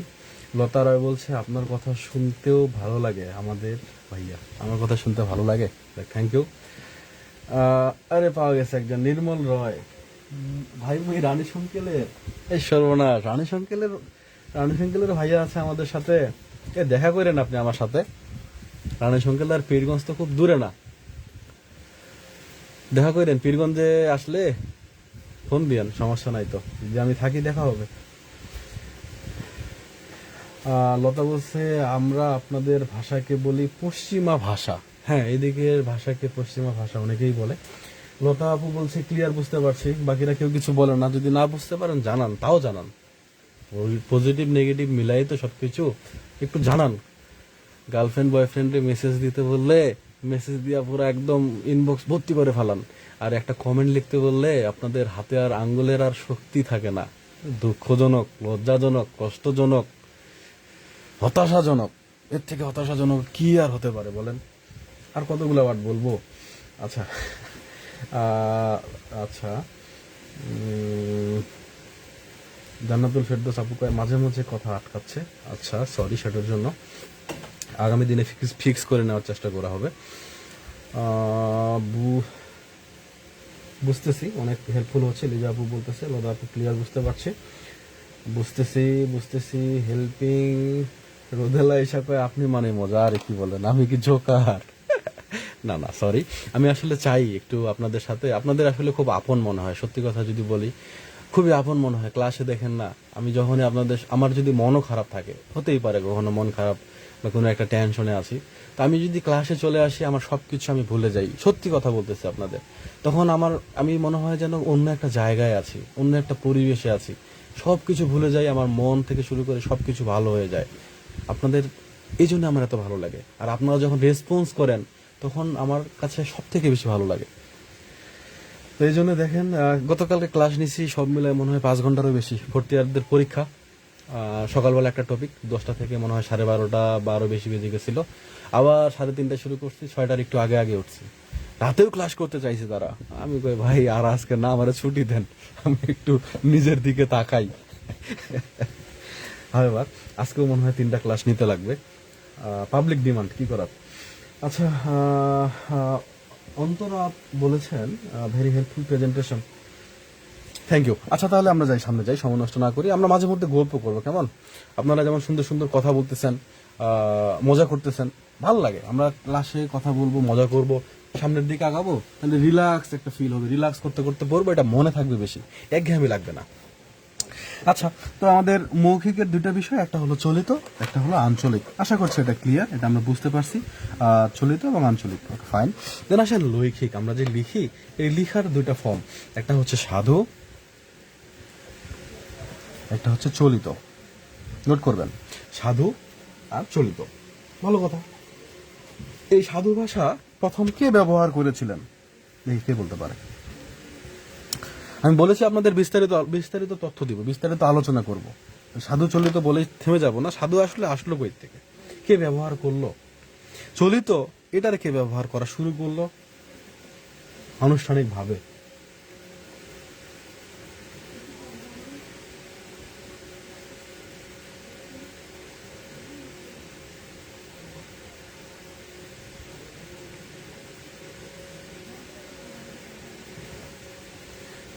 বলেন বলেন দেখি কে পারে। মাহা বলেছে আপনি অনেক মজা করে ক্লাস নেন, এই জন্য বোরিংই লাগে না। শাহিন আপু বলেছে ভাই আপনার ক্লাস কখনোই বোরিং লাগে না, খুবই ভালো লাগে আপনার ক্লাসগুলো। থ্যাংক ইউ আপু, থ্যাংকস আ লট। ওকে, সাধু ভাষার ব্যবহার প্রথম করে রাজা রামমোহন রায়। নোট করে নেন, রাজা রাম মোহন রায়। সাধু ভাষার প্রথম ব্যবহার। তাহলে চলিত ভাষার কিভাবে কি প্রথম প্রবর্তককে? চলিত ভাষার প্রবর্তক হচ্ছে প্রমথ চৌধুরী, কেমন? তাহলে দুইটা বিষয় আমরা জানলাম, সাধু ভাষা কই থেকে, চলিত ভাষা কই থেকে, এদের প্রবর্তন কে করলো, শুরুটা কে করলো, বা এইভাবে এই ভাষাগুলো ব্যবহার করে কে লেখা শুরু করলো। তো রাজা রামমোহন রায় সাধু ভাষা, চলিত ভাষা হচ্ছে প্রমথ চৌধুরী। ওকে, এখন আমাদের এই যে সাধু ভাষা আর চলিত ভাষা, সাধু ভাষা হলো কি, সাধু ভাষা ব্যাকরণের একটা নির্দিষ্ট নিয়ম অনুসরণ করে চলে, এবং এর যে পদবিন্যাস অর্থাৎ পদগুলো যে সাজানো হয়, এটা সুনিয়ন্ত্রিত এবং সুনির্দিষ্ট। আপনি চাইলেই এটাকে নিজের মন মতো করে মডিফাই করতে পারবেন না, চেঞ্জ করতে পারবেন না। ঠিক আছে, সাধু ভাষা এই জন্য খুবই গুরুত্বপূর্ণ এবং কার্যকরী। যেমন আমরা যদি এক্সাম্পল হিসেবে নেই, যেমন ধরেন যে ক্রিয়াপদ, সাধু ভাষার ক্ষেত্রে ধরেন ক্রিয়াপদ, একটা ক্রিয়াপদ গঠিত হবে, কেমন? একটা ক্রিয়াপদ গঠিত হবে, কিভাবে নিয়ম চলে, নিয়ম মেনে চলে। আমি বললাম যে সুনির্দিষ্ট এবং সুনিয়ন্ত্রিত নিয়ম মেনে চলে। কিভাবে দেখেন, ক্রিয়াপদ, সাধু ভাষায় যদি ক্রিয়াপদ হয়, ক্রিয়াপদ দুইটা বিষয়ের সমষ্টির সমন্বয় হবে। কি, কোন দুইটা বিষয়? একটা থাকবে সেখানে ধাতু, আর একটা থাকবে ক্রিয়া বিভক্তি। কি থাকবে আপু, কি থাকবে ভাইয়া? ধাতু, আর থাকবে ক্রিয়া বিভক্তি। কি বলেছে? ধাতু আর ক্রিয়া বিভক্তি সমন্বিত হয়ে কিন্তু ক্রিয়াপদ হবে। আমরা এই বিষয়গুলো কিন্তু সামনে জানবো, ক্রিয়াপদ, ধাতু, প্রত্যয় ইত্যাদি ইত্যাদি, যেগুলো আমাদের একটু কঠিন কঠিন মনে হয়। আমি চেষ্টা করবো সবগুলোকে সহজ করে তোলার, যদি আপনারা সাথে থাকেন। তো আপনাদের রেসপন্স আমার খুব ভালো লাগতেছে একটা বিষয়ে, যে কয়েকজন যুক্ত হয়েছেন, সবাই আসলে আসবে না, সবাই আমি চাইও না, যে কয়েকজন যুক্ত হয়েছেন, এই সংখ্যাটা কিন্তু এক জায়গায় থেমে আছে। আমি কিন্তু দেখতেছি আপনাদের কমেন্ট এবং কতজন আছেন আমি দেখতেছি। তো মজার ব্যাপার হলো যে আপনারা যতজন যুক্ত হয়েছেন, এই সংখ্যাটা থেমে আছে, অর্থাৎ আপনারা কেউ চলে যাচ্ছেন না।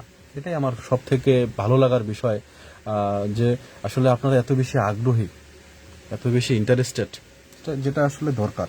একজন ছাত্র, একজন শিক্ষার্থী হিসেবে এই জিনিসটা প্রথম দরকার, বাকি বিষয়গুলো পরে।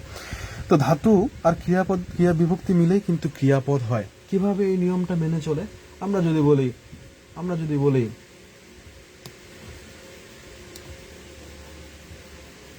আনিয়া ছিল, কি বলি?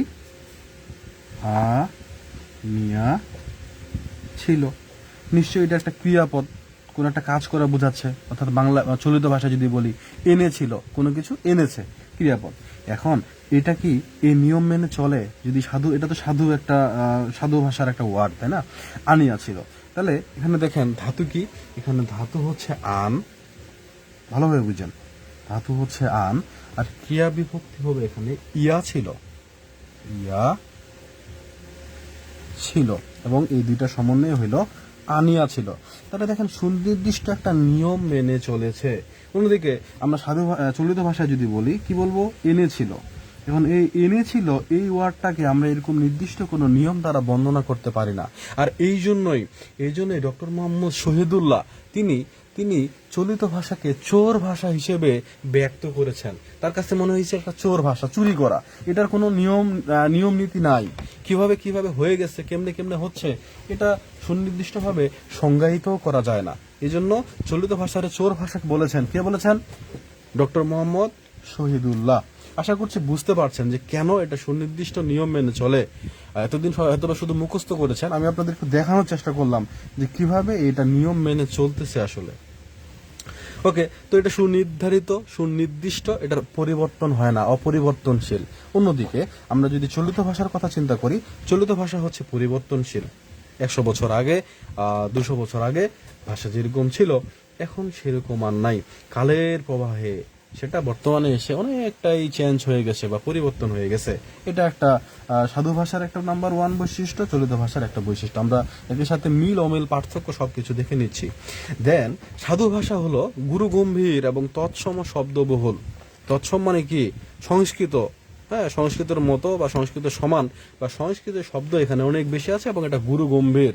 অর্থাৎ আপনি যদি কারোর সাথে ভাবের আদান প্রদান করতে চান খুব ভালোভাবে, ক্লোজ হবে, অর্থাৎ সহজ করে যদি বলি, আপনি ধরেন প্রেম করতে চান আপনার প্রেমিকার সাথে বা আপনার বউয়ের সাথে বা হাজবেন্ডের সাথে, দেখেন আপনি আপনার হাজবেন্ডের সাথে যদি মনের ভাব খুব ভালোভাবে প্রকাশ করতে চান আর মাধ্যম হিসেবে যদি সাধু ভাষা নেন, তাইলে ওই জায়গায় প্রেম জমবেই না, প্রেম যেন জমবেই না, কারণ আপনি আপনার মনের ভাবগুলো খোলা মনে প্রকাশ করতেই পারবেন না। এখন যদি আপনি বলেন, হে আমার স্বামী, আমি আপনাকে আমার মনের গভীর থেকে ভালোবাসিয়াছি, আপনি কি আমাকে ভালোবাসিয়াছেন? হায় হায়, ও তো হাসতে হাসতে শেষ কর, ভালোবাসা দূরে থাক, তোরে ভালোবাসার দরকার নাই। মুশকিল ব্যাপার সেবার হয়ে যাবে। ঠিক আছে, তো সাধু ভাষায় একটা গুরু গম্ভীর, এটার মধ্যে একটা গম্ভীরতা কাজ করে। ঠিক আছে, মনের ভাবটা খোলাখুলি প্রকাশ করা যায় না। অন্যদিকে চলিত ভাষা হচ্ছে তদ্ভব শব্দবহুল। তদ্ভব শব্দ এখানে বেশি ব্যবহার করা হয়, এবং এটা হচ্ছে যে গুরুগম্ভীর না, খোলামেলা। এটা দ্বারা মনের ভাবগুলো খুব সুন্দরভাবে প্রকাশ করা যায়। হ্যাঁ, তোমাকে আমি ভালোবাসি, তোমাকে না দেখলে আমার কোনো কিছুই ভালো লাগে না, ইত্যাদি ইত্যাদি, আমরা যা কিছু বলি। তো এটা দ্বারা আমরা আসলে মনের ভাব সুন্দরভাবে প্রকাশ করতে পারি। আর এই জন্যই দেখবেন নাটকে বা কোনো একটা বক্তব্যের ক্ষেত্রে সাধু ভাষা ব্যবহার করা হয় না। অর্থাৎ মনে রাখতে হবে যে সাধু ভাষা হচ্ছে নাটক বা সংলাপ বা বক্তৃতার ক্ষেত্রে অনুপযোগী, কারণ এটা দ্বারা সেভাবে মনের ভাব প্রকাশ করা যায় না। ঠিক আছে, অন্যদিকে নাটক বা হচ্ছে যে নাটক বা সিনেমা বলেন বা যে কোনো বক্তব্য বলেন, সব জায়গায় চলিত ভাষাটা ব্যবহার করা হয় আলাপ আলোচনায়, কারণ এটা এই জায়গায় বেশি উপযোগী বা সহজবোধ্য, সংক্ষিপ্ত বা ছোট, সহজেই বোঝা যায়। এই জন্য এই জায়গাগুলোতে কিন্তু চলিত ভাষাটা ব্যবহার করা হয়। আচ্ছা, দেন আরেকটা বিষয় জেনে রাখেন, এটা প্রায় সময় প্রশ্নে এসে থাকে, যে হলো সাধু ভাষা হচ্ছে সর্বনাম। সাধু ভাষায় বা সাধু রীতিতে সর্বনাম আর ক্রিয়াপদ একটা বিশেষ পদ্ধতি মেনে চলে।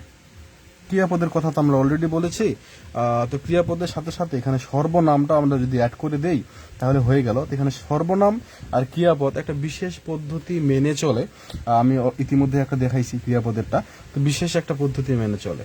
সর্বনামের কথা যদি বলি, কি হবে, যেমন ইহারা, এরা। ঠিক আছে, তো সর্বনাম একটা নিয়ম মেনে চলে, ক্রিয়াপদ আর সর্বনাম সাধু ভাষার ক্ষেত্রে একটা বিশেষ নিয়ম মেনে চলে, যেটা পরিবর্তন করা যায় না। আর চলিত রীতিতে তো বললামই যে এটা হচ্ছে যে সর্বনাম আর ক্রিয়াপদে এটা খুবই সহজভাবে পাই আমরা, এবং সাধু ভাষার মতো কিন্তু এতটাও কঠিন বা ডিফিকাল্ট না। তবে কোনো নিয়ম মেনে এটা হচ্ছে না, এলোমেলো ভাবেই হরহামেশাই হয়ে যাচ্ছে। ঠিক আছে, এরকমটা আমরা দেখি। তাহলে এই হলো সাধু ভাষা আর এই হলো চলিত ভাষা। তো আমরা যদি পরিবর্তন যদি করতে চাই, আমরা পরিবর্তন যদি দেখতে চাই, যেমন সাধু ভাষায় ব্যবহার করা হয় মস্তক, চলিত ভাষায় এটা কি হবে আপনারা বলেন। সাধু ভাষায় আমরা যদি বলি তুলা, চলিত ভাষায় এটা কি হবে আপনারাই বলেন, চটপট কমেন্ট করেন, ফার্স্ট, চুপ থাকা যাবে না, কাজ করেন, খাতাও লিখেন। তুলা। সাধু ভাষায় আমরা যদি বলি চন্দ্র, চলিত ভাষায় কি হবে? সাধু ভাষায় আমরা যদি বলি তাহারা,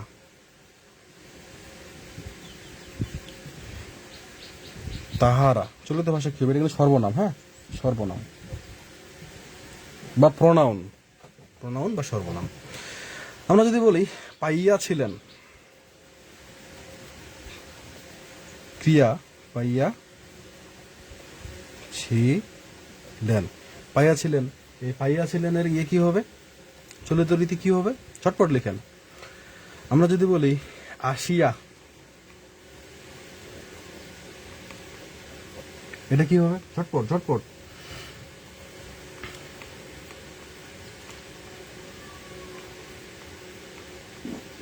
লাস্ট ওয়ান, পূর্বেই।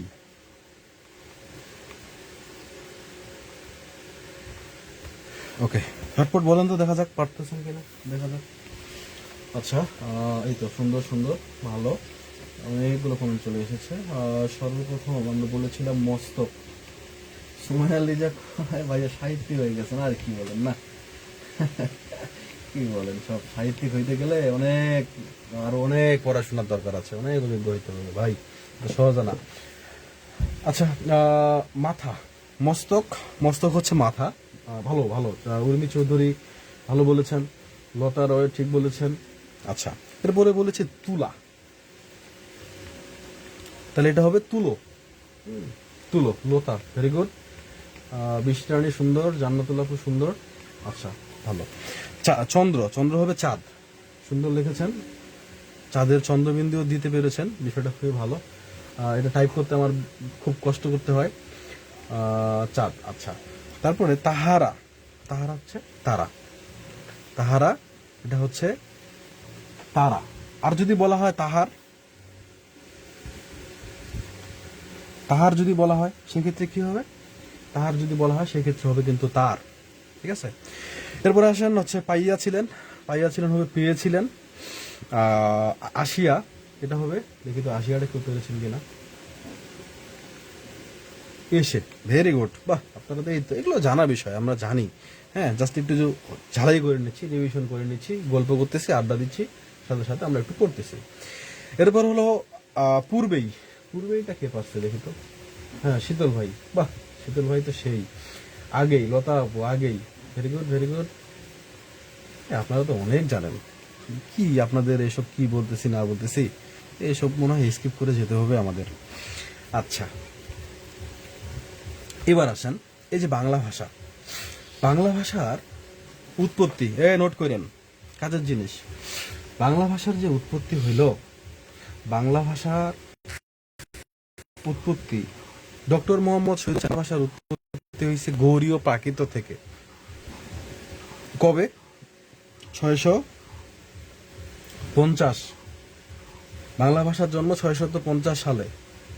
এবং এটা নিয়ে কনফিউশন আছে, 650 সালে এটা কে বলেছেন? বাংলা ভাষার জন্ম 650 সালে বা 7ম শতাব্দীতে, এটা বলেছেন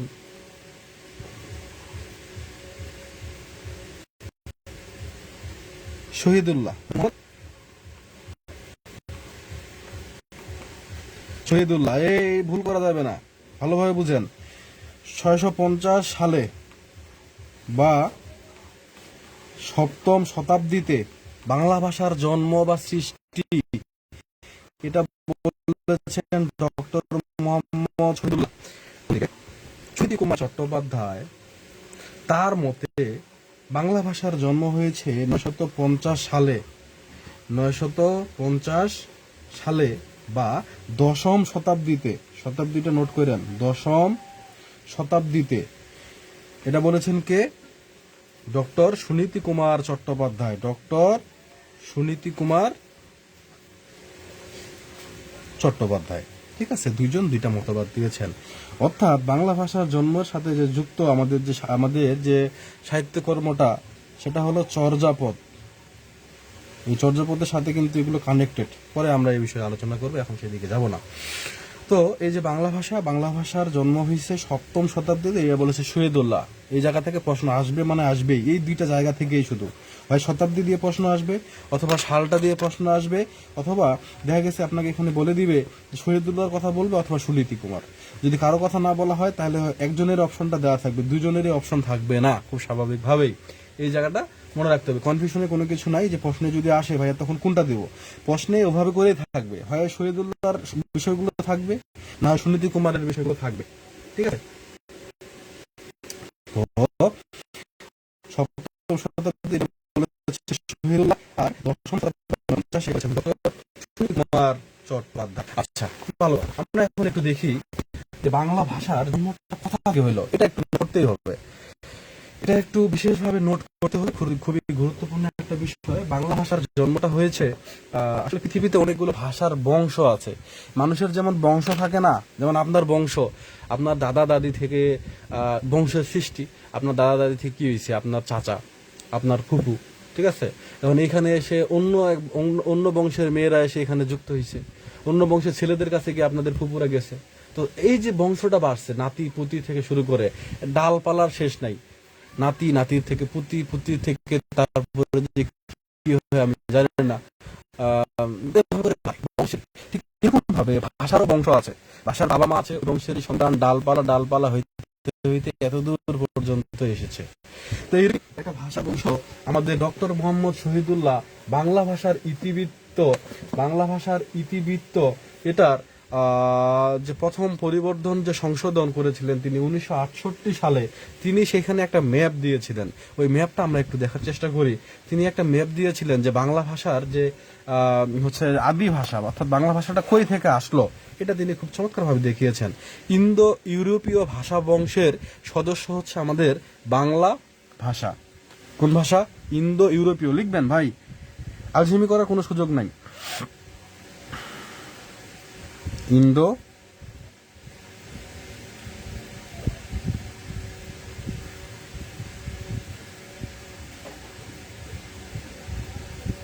ইউরোপীয় ভাষা বংশ, খুব ভালোভাবে বুঝিয়েন। ইন্দো ইউরোপীয় ভাষা বংশ, এই ইন্দো ইউরোপীয় ভাষা বংশেরই সদস্য হচ্ছে আমাদের বাংলা ভাষা। তো এই ইন্দো ইউরোপীয় ভাষা বংশের আরো একটা নাম হচ্ছে আদি আর্য ভাষা গোষ্ঠী। সব লিখে নেবেন একবারে ডিটেল। আদি আর্য ভাষা গোষ্ঠী।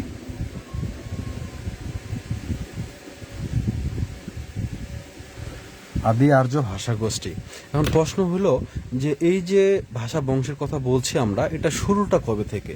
অর্থাৎ বংশের কথা আমরা বললাম, বংশের শুরুটা যদি দাদা দাদির কথা আমরা চিন্তা করি, সেক্ষেত্রে সেই দাদা দাদের শুরুটা কবে থেকে, তাদের বিয়েটা হলো কবে, বা বংশের বৃদ্ধিটা কখন থেকে শুরু হইলো, এভাবেই তো চিন্তা করতে হবে। তো এই ইন্দো ইউরোপীয় ভাষা বংশ বা আদি আর্য ভাষা গোষ্ঠী যেটা, এটা শুরুটা হয়েছে 5000 খ্রিস্টপূর্ব। নোট করবেন কবে? 5000 খ্রিস্টপূর্ব।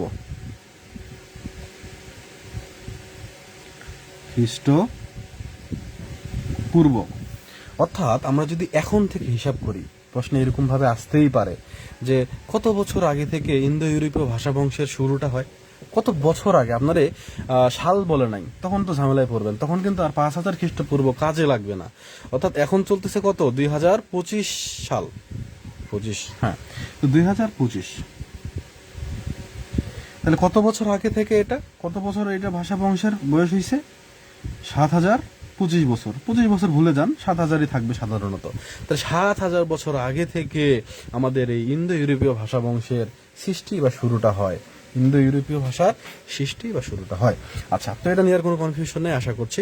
তো এই ইন্দো ইউরোপীয় ভাষা বংশকে আমরা দুভাগে ভাগ করতে পারি, অর্থাৎ প্রথমে এটা দুভাগে বিভক্ত হয়ে গেছে। প্রথমে দুভাগে বিভক্ত হয়ে গেছে। একটা হলো ক্যান্তম,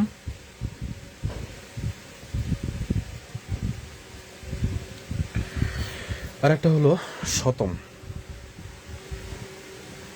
এগুলো লিখে নিতে হবে। ক্যান্তম, শতম। শতম এটা হচ্ছে 3500 খ্রিস্টপূর্ব দিকে।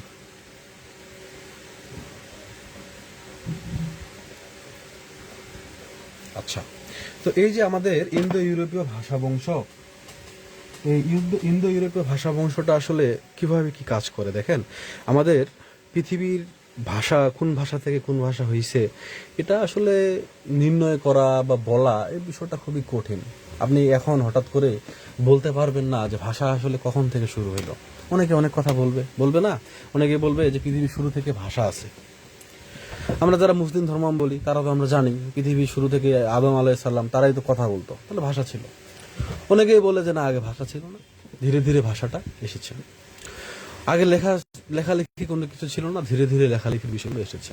ঠিক আছে, তো অনেকভাবে আপনি বলতেই পারেন, কেননা আগের বিষয়গুলো যেহেতু আমরা জানি না বা এখন দেখতে পাচ্ছি না, এখন যেমন সবকিছু রেকর্ড হয়ে যায়, আগের বিষয়গুলো যেহেতু এভাবে করে রেকর্ড নাই, তো আমরা যা কিছু বলতেই পারি। আপনি একটা কিছু বলে আপনার মতবাদের পক্ষে যদি আপনি অনেকগুলো যুক্তি দেখাইতেই পারেন।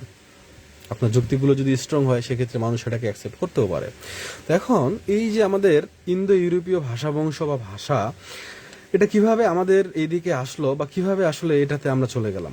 ইন্দো ইউরোপীয় ভাষা বংশ এটা হয়েছে কি, এটা খ্রিস্টের জন্মেরও প্রায় 2500 বছর আগে আমাদের যে এশিয়া, এই মধ্য এশিয়ার দিকে এই ভাষা গোষ্ঠীর মানুষজন প্রথম এই ভাষাটা ব্যবহার করছিল। ভালোভাবে বুঝিয়েন। অর্থাৎ এটা ধরেন পুরোটা এশিয়া, এটা ধরেন সম্পূর্ণটা এশিয়া। তাহলে এই এশিয়ায় হচ্ছে এই ইন্দো ইউরোপীয় ভাষা বংশের মানুষজন আসে প্রায় 2000 খ্রিস্টপূর্বের হচ্ছে যে ওই সময়গুলোতে আসে। ঠিক আছে, তো জন্মেরও আগে দেখা গেছে যে এই জায়গাগুলোতে এই ভাষার ব্যাপ্তিটা ছড়ায় যায়। এশিয়া মহাদেশে এটা খ্রিস্ট জন্মের 2500 বছর আগে আসে। শুরুটা কিন্তু 5000 বছর আগে, বাট খ্রিস্ট জন্মের 2500 বছরের দিকে এই এশিয়ার দিকে এই ভাষাটা চলে আসলো। এখন যত দিন গেছে তত জনসংখ্যা বাড়ছে। খুব স্বাভাবিকভাবেই চিন্তা করেন, বাংলাদেশের জনসংখ্যা যখন সৃষ্টি হয় মুক্তিযুদ্ধের সময় বলা হয়েছে 7 কোটি, ধরে নিলাম একটু 19-20 হয় 6 কোটি, নাহলে 9 কোটি, কথার কথা। এখন জনসংখ্যা কত অফিসিয়ালি বলা হচ্ছে হয়তো বা 17 কোটি, 21 কোটি, আরো বেশি জনসংখ্যা, আরো অনেক বেশি হবে খুব স্বাভাবিকভাবেই। তো এখন জনসংখ্যা যখন বাড়ছে তখন কি ধরেন যে ঢাকার একজন মানুষ, এক পরিবারের, এরা বিভিন্ন জায়গায় ছড়াই গেছে, ওদের ভাষাটা ওই জায়গাগুলোতে চলে গেল। এক পরিবার দাদা দাদি, আপনার দাদা দাদি থেকে শুরু হয়েছে, ধরেন যে আপনার দাদা দাদির সন্তান হয়েছে 10 জন, তার 10টা পরিবার হয়েছে, 10টা পরিবার তো আর এক জায়গায় থাকবে না, এরা সব দিকে ছড়াই গেছে। তো এই ভাষাও ছড়াইছে, আর ওদের ছেলে মেয়ে আবার অন্য জায়গায় বিয়ে হয়েছে, ভাষাও ছড়াইছে, বিভিন্ন গ্রুপ তারা ছড়ায় যায়, বিভক্ত হয়ে যায় অনেকগুলো। এখন এখান থেকে ছিন্ন হয়ে ঢাকা চট্টগ্রামে বসবাস করছে। তো চট্টগ্রাম ভাষাটা আবার পরিবর্তন, অন্য এক জায়গায় এশিয়ারই ধরেন পাকিস্তানে, সেখানে মডিফাই হয়েছে, ইন্ডিয়ার এক জায়গায় মডিফাই হয়েছে, বাংলাদেশের এদিকে এসে এই অঞ্চলে মডিফাই হয়েছে। এভাবে মডিফাই হইতে হইতে হইতে ভাষার পরিবর্তনটা পরিবর্তন হইতে হইতে এই অবস্থায় এসে দাঁড়াইছে। তো এখন এই ইন্দো ইউরোপীয় ভাষা বংশের দুই ভাগে, প্রথমে দুভাগে ভাগ হয়, একটা হয়ে গেল ক্যান্তম, একটা হচ্ছে শতম। তো 5000 খ্রিস্টপূর্বে এটা হলেও এই শতমের সৃষ্টি হয়েছে খ্রিস্টপূর্ব 3500, হ্যাঁ, খ্রিস্টপূর্ব 3500 বা 3500 এই সময় এটার সৃষ্টি। অন্যদিকে ক্যান্তম, তো ক্যান্তমটা আমরা একটু আগে দেখি নেই, যদিও এটা আমাদের শাখার সাথে বাংলার সাথে জড়িত না, আমাদের এটা দুই ভাগে ডিভাইডেড হয়ে গেছে, তার মধ্যে একটা হলো ক্যান্তম। তো ক্যান্তমটাকে আমরা যদি চিন্তা করি, ক্যান্তমের ক্ষেত্রে আমরা বেশ কিছু পাবো। এই শাখা থেকে যে ভাষাগুলো উৎপন্ন হয়েছে, প্রথমটা হলো গ্রিক, এই লিখে নেন, এইসব পাবেন কোথায়। তারপর হলো ইটালিক,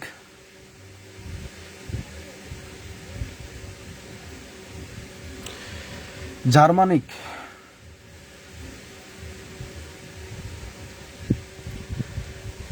কেল্টিক, কেল্টিক মনে আছে নিশ্চয়ই, কেল্টিক পড়িয়েছিলাম হিস্ট্রি অফ ইংলিশ লিটারেচারে, যদিও এখন আর হিস্ট্রি অফ ইংলিশ লিটারেচার আমার পড়ানোর সৌভাগ্য হয় না, বাট একটা সময় খুব মজা করেই পড়াইতাম। ভালো লাগতো ইতিহাস পড়তে, খুবই ভালো লাগতো। আমি এখনো পড়ি, যদিও ক্লাস নেওয়া হয় না, বাট আমি পড়ি। তুখারিক,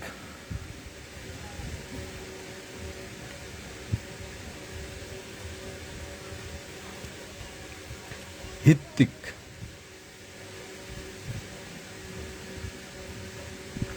ওকে।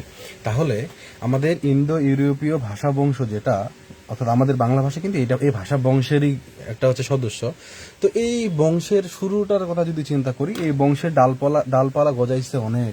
প্রথমত দুভাগে বিভক্ত হয়েছে, একটা হলো কেন্তম, একটা হলো শতম। কেন্তম, শতম। এই ক্যান্তম থেকে যে ভাষাগুলো হয়েছে গ্রিক, ইতালিক, জার্মানিক, কেল্টিক, তুখারিক, হিত্তিক, অর্থাৎ এখান থেকে ইংরেজি ভাষারও কিন্তু ব্যাপার স্যাপার আছে। জার্মানি থেকে ইংল্যান্ডে গেছে, কেল্টিকদের থেকে ইংরেজিতে গেছে, এবং ইংরেজি ভাষাটাও কিন্তু শুরুর দিকে আমরা যদি ওই যে Anglo Norman period, Anglo Saxon পিরিয়ডের ওই কথা ওই দিকে চলে যাই, দেখবো কিভাবে অন্য ভাষা দ্বারা সেই ভাষাটা প্রভাবিত হয়েছিল এবং কিভাবে চেঞ্জ হয়ে গেছিল। ঠিক আছে, শুধু বাংলা ভাষা না, পৃথিবীর অনেক ভাষাই এভাবে পরিবর্তন হয়েছে। হাওয়েভার, তো এখান থেকে এই ভাষাগুলো হয়। এখন আসেন আমাদের মূল জায়গায়, শতম। এই শতমটা 4 ভাগে বিভক্ত হয়ে যায়। শতমরে যদি আমরা ক্লাসিফাই করি, এটা 4টা ভাগে বিভক্ত হয়ে যায়। একটা হলো আলবানিক, লিখে নিবেন। একটা হলো আলবানিক,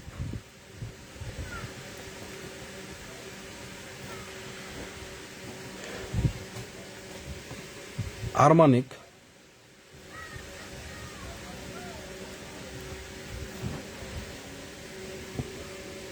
বাল্টোস্লাভিক,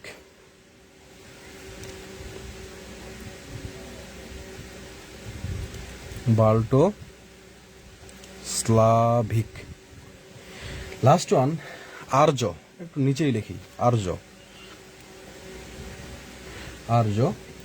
এটা হইছে 2500 খ্রিস্টপূর্ব।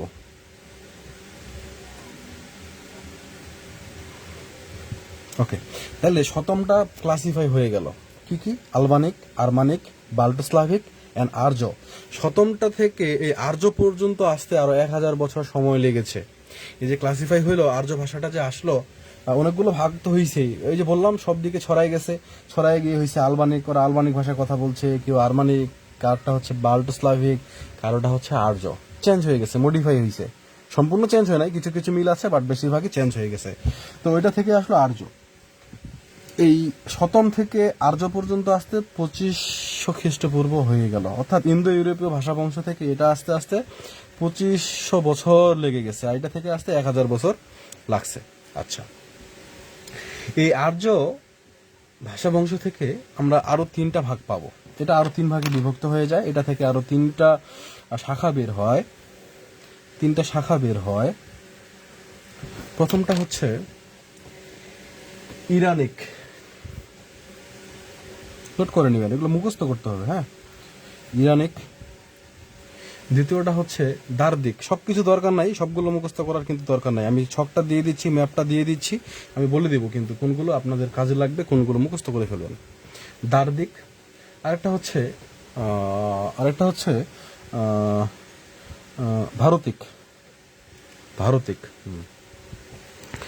এই ভারতিক, আর্য থেকে ভারতিক পর্যন্ত আসতে মোটামুটি সময় লেগেছিল প্রায় 1000 বছর। তাহলে 1500 থেকে 1200 খ্রিস্টপূর্ব। 1200 খ্রিস্টপূর্ব। তাহলে আর্যটারে আমরা ভাগ করছি 3 ভাগে, ইরানিক, দার্দিক, ভারতিক। এই ভারতিক, আর্য থেকে ভারতিক পর্যন্ত আসতে আরো 1000 থেকে 1300 বছর লেগে গেছে। ভালোভাবে বুঝেন। এই ভারতিকটা আবার দুভাগে বিভক্ত হয়েছে। ভারতিক আবার দুভাগে বিভক্ত হয়েছে। কি কি? ভারতিক দুভাগে বিভক্ত হয়েছে। একটা হচ্ছে বৈদিক, আরেকটা হচ্ছে প্রাচীন প্রাচ্য ভারতীয় আর্য। প্রাচীন প্রাচ্য ভারতীয় আর্য। এটা মোটামুটি 1000 খ্রিস্টপূর্ব। এখানে লিখে দিই 1000 খ্রিস্টপূর্ব। তাহলে দেখেন কিন্তু সিকুয়েন্স ভালোভাবে বুঝতে হবে, এগুলো কাজের জিনিস। কোনগুলো দরকারি আমি বলে দিচ্ছি একটু পরেই। তো এই ভারতিকটা আবার দুভাগে বিভক্ত হয়। একটা হচ্ছে বৈদিক, আর একটা হচ্ছে প্রাচীন প্রাচ্য ভারতীয় আর্য। আচ্ছা, এই প্রাচীন প্রাচ্য ভারতীয় আর্যটা আবারও 5 ভাগে বিভক্ত হয়ে যায়। এই এখনই টেনশনে পড়েন না, কাছাকাছি চলে আসছি। এটা আবার এর আরো 5টা শাখা বের হয়। মানে একটা পরিবারে আমরা যদি চিন্তা করি, ধরেন আপনার দাদা দাদির আগে যে বংশ ছিল, অর্থাৎ তাদের বাবা মা, ওদের তো আরো সন্তান ছিল, ওদের বিষয় বাদ, দাদা দাদির নিয়ে চিন্তা করছেন, ভালো কথা। ওদের থেকে আপনার বাবা মার কথা চিন্তা করেন, তাহলে এটা একটা অন্য একটা শাখা। এরও আবার দেখা গেছে অনেকগুলো সন্তান হয়েছে।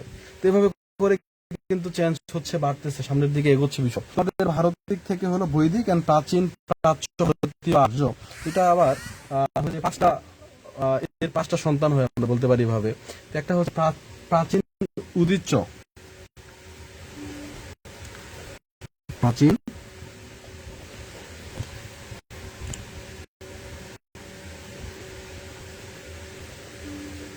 উদিচ্য, প্রাচীন শৈরশ্রেণী, প্রাচীন শৈরশ্রেণী,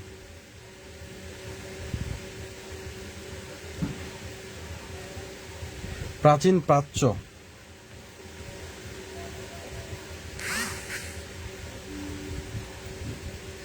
এই প্রাচীন প্রাচ্যটা হয়েছে 500 থেকে 400 খ্রিস্টপূর্বাব্দে, 500 থেকে 400। অশোক লিপিয়া ভাষা, অশোক লিপির ভাষা, পালি ভাষা। ওকে, কাছাকাছি চলে এসেছি আমরা। প্রাচীন প্রাচ্য ভারতীয় আর্য, ভারতে ঢুকে গেছি কিন্তু আমরা। ভারতিক থেকে 2টা হইলো এই বৈদিকটারে কিন্তু হচ্ছে যে আমাদের ওই যে ঋদ্বেগ বলা যেতে পারে, অর্থাৎ ঋষি টিষি এই টাইপের এরা যারা ব্যবহার করতো এটা বেশি বৈদিক ভাষা। এটাকে আমরা 2 ভাগে ভাগ করলাম, প্রাচীন প্রাচ্য ভারতীয় আর্য থেকে। আরো 5টা হলো প্রাচীন উদিচ্য, প্রাচীন শৈরশ্রেণী, প্রাচীন প্রাচ্য, অশোক লিপির ভাষা এবং পালি। তো এই প্রাচীন প্রাচ্য থেকে আবারও 5টা ভাষা হয়, এটা থেকে 5টা, এটা থেকে 5টা। 5টা কি কি? প্রাচীন, এগুলো চিনতে পারবেন। প্রাচীন সিংহলি, প্রাচীন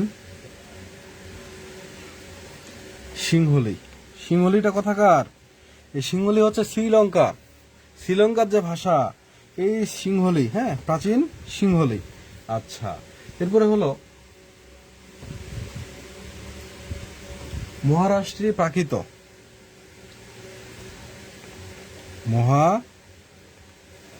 মহারাষ্ট্রী প্রাকৃত। ওকে, দেন হচ্ছে অর্ধ মাগধী প্রাকৃত,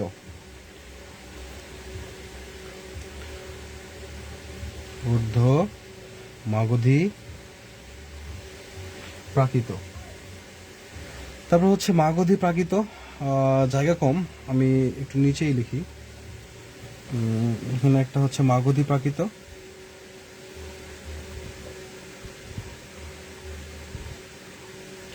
আর একটা হচ্ছে গৌরী প্রাকৃত, গৌরী প্রাকৃত। গৌরী প্রাকৃত এটা হইছে আমাদের 200 খ্রিস্টপূর্বাব্দে। এটা ভালোভাবে বুঝেন। এখানে এসে কনফিউশন শুরু, আমাদের কাছাকাছি এসেছি তো।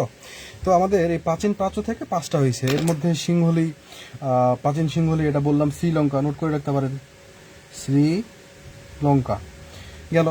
মহারাষ্ট্রী প্রাকৃত, এই প্রাকৃত মানে কি? প্রাকৃত মানে কিন্তু স্বাভাবিক। প্রাকৃত মানে স্বাভাবিক একটা ভাষা প্রাকৃতিকভাবে যখন চেঞ্জ হয়ে যায়, অঞ্চলে অঞ্চলে মানুষের বোধগম্য হয়, তখনই কিন্তু এটা স্বাভাবিক হয়। এখন কথা হইলো যে ওই সময় মহারাষ্ট্রের মধ্যে যে স্বাভাবিক ভাষা প্রচলিত ছিল ওইটাকে বলা হচ্ছে মহারাষ্ট্রী প্রাকৃত। কেমন? তারপর হচ্ছে অর্ধ মাগধী প্রাকৃত, এবং মাগধী প্রাকৃত এবং গৌরী প্রাকৃত। তো আমাদের এই মাগধী প্রাকৃত যেটা, এই মাগধী প্রাকৃত এটা হচ্ছে পশ্চিমবঙ্গে কিন্তু হচ্ছে এখন এভাবেই কথা বলা হয় কম বেশি, মাগধী প্রাকৃত থেকে যেভাবে ভাষাটা এসেছে সেটা। অন্যদিকে আমাদের গৌরী প্রাকৃত যেটা, এটা আমাদের অঞ্চলের ভাষা, অর্থাৎ গৌরী প্রাকৃত থেকেই আমাদের বাংলা ভাষার উৎপত্তি বলে মনে করা হয়। এখন কনফিউশনের জায়গা দুইটা, একটা হলো মাগধী প্রাকৃত, একটা গৌরী প্রাকৃত। আমি সহজ করে বলি, এই মাগধী প্রাকৃত থেকে বলেছে আমাদের সুনীতি কুমার। হ্যাঁ, সুনীতি কুমার আসলে একটু অন্যভাবে বলবে। সুনীতি কুমার তিনি বলেছেন বাংলা ভাষার জন্মটা হয়েছে মাগধী প্রাকৃত থেকে। অন্যদিকে ডক্টর মোহাম্মদ শহীদুল্লাহ তিনি বলেছেন বাংলা ভাষার উৎপত্তিটা হয়েছে গৌর প্রাকৃত থেকে। যেহেতু দুইটা জিনিস, দুইটার মধ্যে একটা হচ্ছে গৌরী প্রাকৃত, একটা মাগধী প্রাকৃত। এখন আমার কাছে মনে হয়েছে, আমি বিভিন্ন বই দেখে আমাদের হচ্ছে যে বাংলা সাহিত্যের যে ইতিবৃত্ত সেখানে বিশেষ করে দেওয়া আছে, আমাদের মাহবুবুল আলম স্যারের যে বইটা, ওখানে খুব সুন্দরভাবে বলা আছে। তো যে বিষয়টা দেখলাম আসলে, যে আমাদের বর্তমান সময়ের যে বাংলা ভাষা, এই বাংলা ভাষার সাথে গৌরীয় প্রাকৃত যে ভাষা, এটার আসলে ওই যে চাঁপাই নবাবগঞ্জ থেকে শুরু করে মালদহ বা এই জায়গাগুলোর সাথে সরাসরি মিলে যায়। এই জায়গাগুলোর সাথে আমাদের যে ভাষাটা আসলে এখনকার যে ভাষাটা ওই অঞ্চলের সাথে এই গৌরীয় প্রাকৃতের সাথে বেশি মিলে যায়। তাহলে আমরা সেদিকে চিন্তা করে এই গৌরীয় প্রাকৃতটাকেই কিন্তু গ্রহণযোগ্যভাবে নিতে পারি যে বাংলা ভাষাটা গৌরব প্রাকৃত থেকেই উৎপত্তি হয়েছে। এখন গৌরব প্রাকৃত কি শেষ? না, গৌরব প্রাকৃত সেই 200 খ্রিস্টপূর্ব আগে। গৌরব প্রাকৃতর পরেও আরো বিষয় ব্যাপার আছে, আমি একটু পরের পাতায় যাই, অন্য বিষয়গুলো বাদ। এখন গৌরী প্রাকৃত নিয়ে আলোচনা।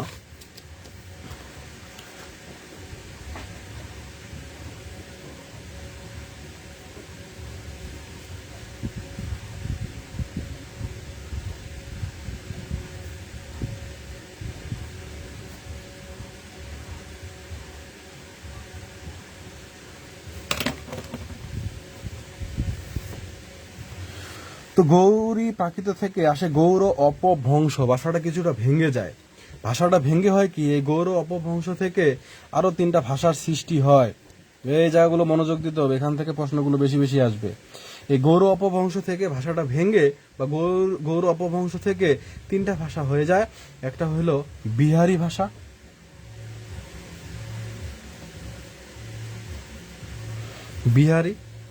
একটা হলো প্রাচীন উড়িয়া,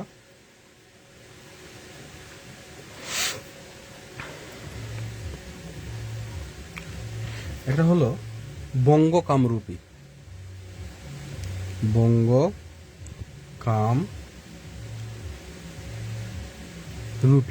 তো বঙ্গ কামরূপী আনুমানিক 500 খ্রিস্টাব্দ, খ্রিস্টপূর্বাব্দ আর না, এখন হচ্ছে যে 500 সালের দিকে চলে এসেছি আমরা বঙ্গ কামরূপী। ঠিক আছে।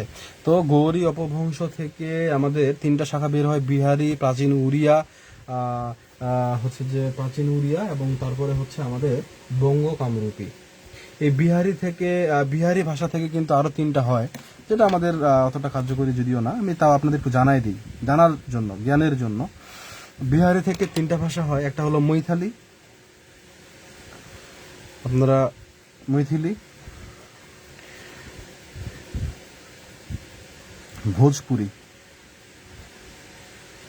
ভোজপুরি গান শুনেছেন?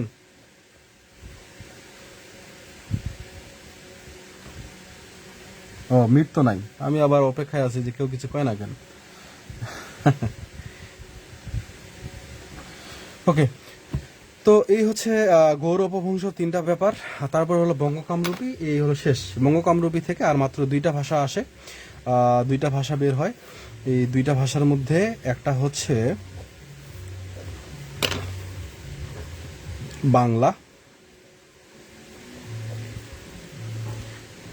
650 খ্রিস্টাব্দ, আর একটা হচ্ছে অসমীয়া। এই তো আমাদের বাংলা ভাষা চলে আসলো। তাহলে এই হচ্ছে বাংলা ভাষার ইতিহাস,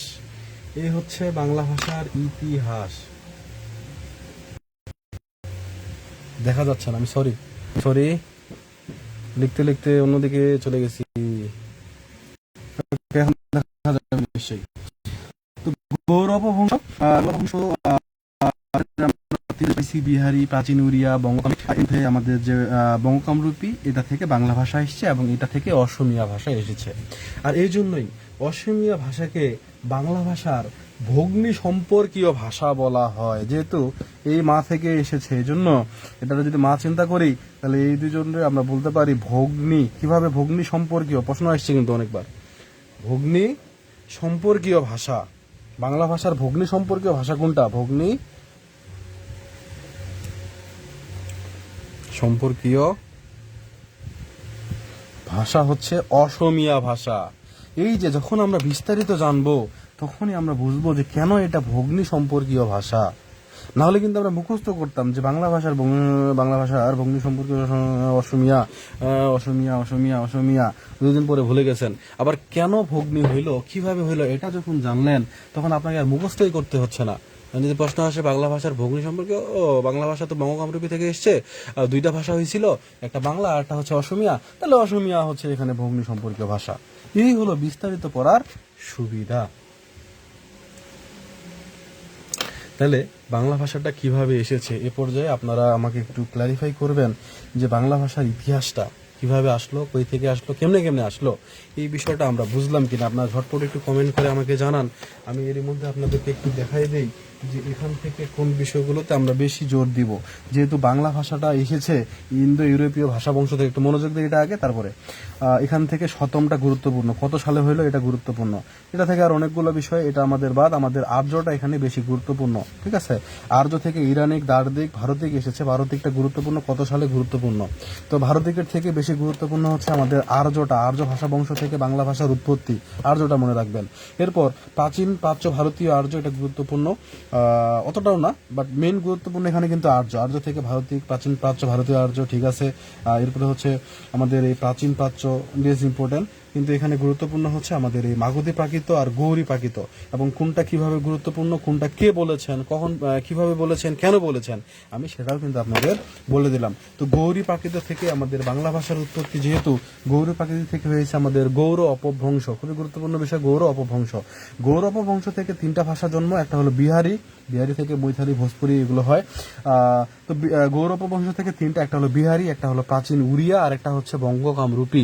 এই বঙ্গকামরূপী থেকেই বাংলা ভাষা এবং অসমীয়া ভাষার জন্ম হয়। আর এভাবেই আমাদের ইন্দো ইউরোপীয় ভাষা বংশ থেকে ধীরে ধীরে পরিবর্তন হতে হতে, মডিফাই হইতে হইতে, আমাদের এভাবে করতে করতে করতে সময়ের সাথে সাথে এই 7,000 বছর পরে, বা হচ্ছে যে 5,500 বছর পরে আমাদের এই বাংলা ভাষার জন্মটা হয়।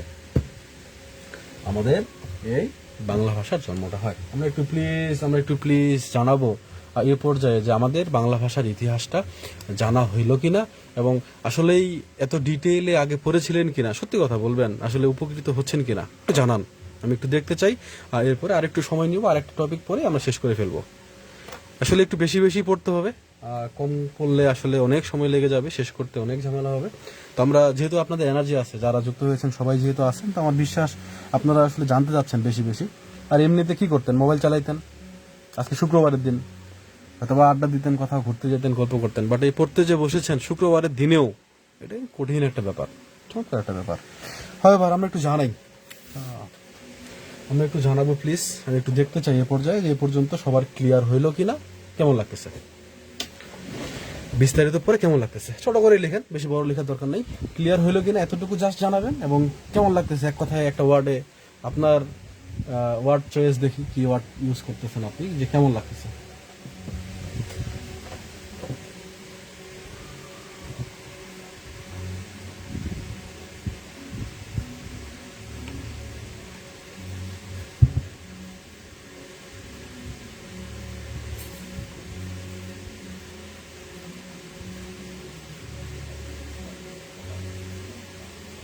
আচ্ছা, ওকে, শীতল ভাই তিনি বলেছেন এত ডিটেল আগে কখনোই পড়ি নাই।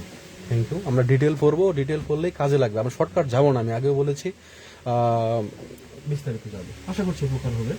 লতা বিহারি ভাষার তিন নাম্বারটা হচ্ছে মগহি, মগধি থেকে বেসিক্যালি মগহি, গুরুত্বপূর্ণ না, এরাই জানো মগহি। আচ্ছা, মাহবুবা ইসলাম রাখি আপনি বলেছেন অনেক ভালো লাগলো।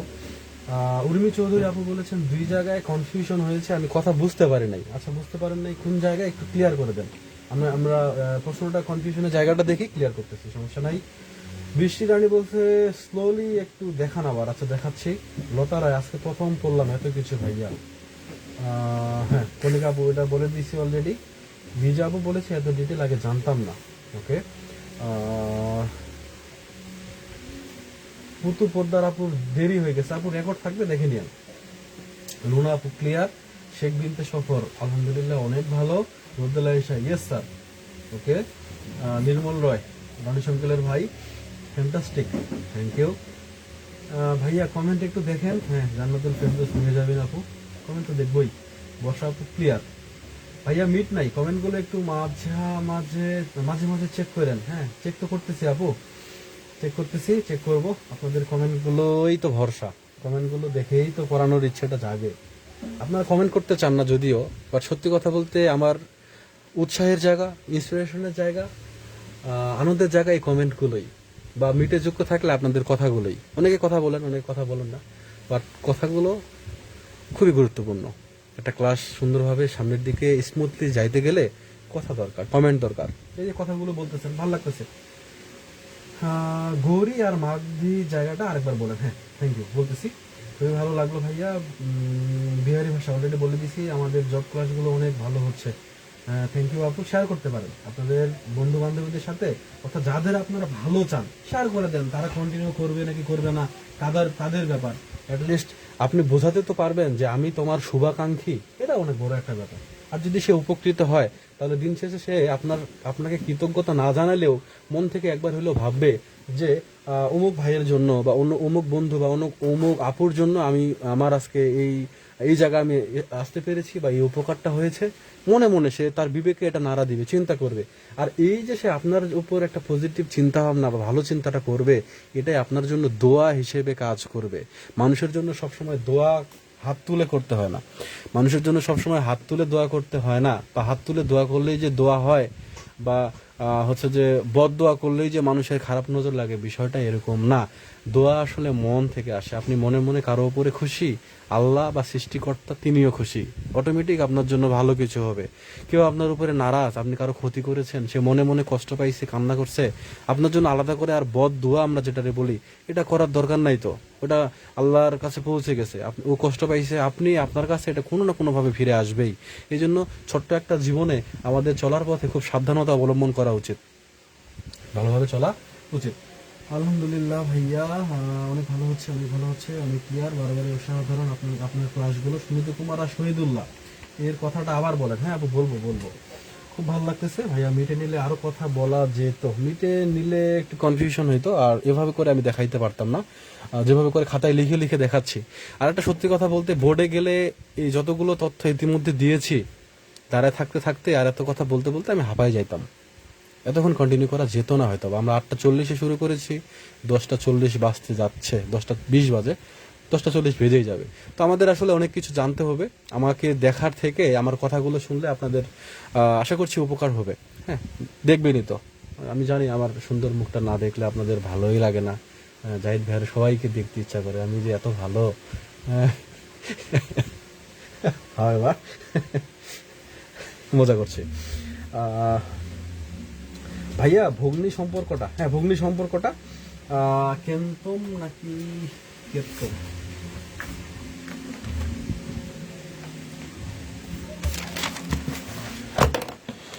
এটা কেন্তুম আর শতম।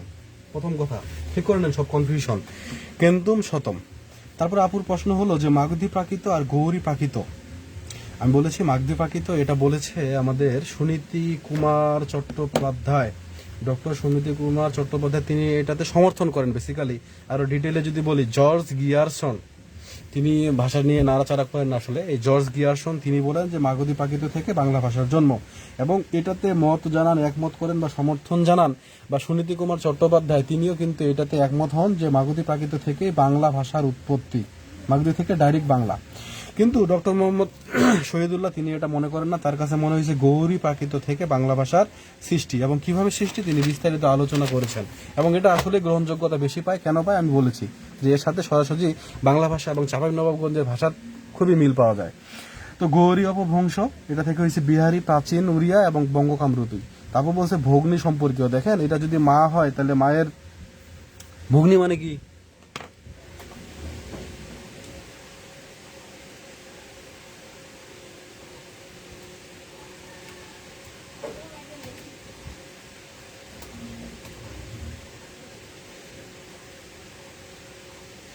বোন স্বামী, তাই না?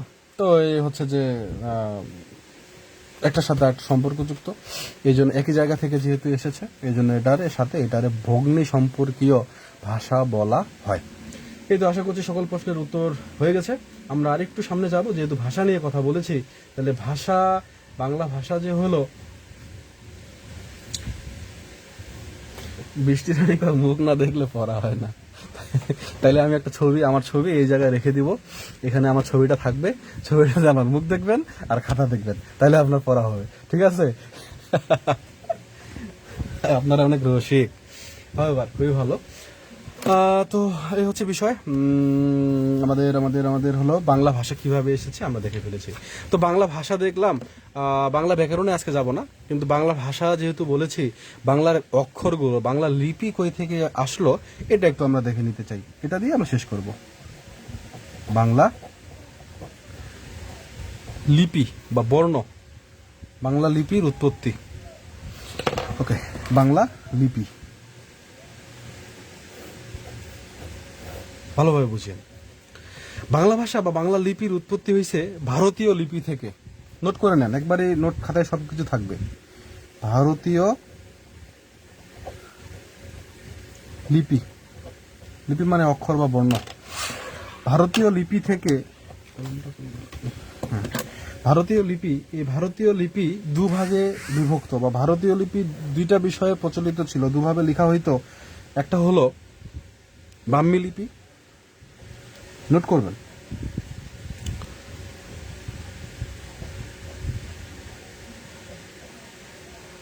আর একটা হলো খরষ্ঠী লিপি।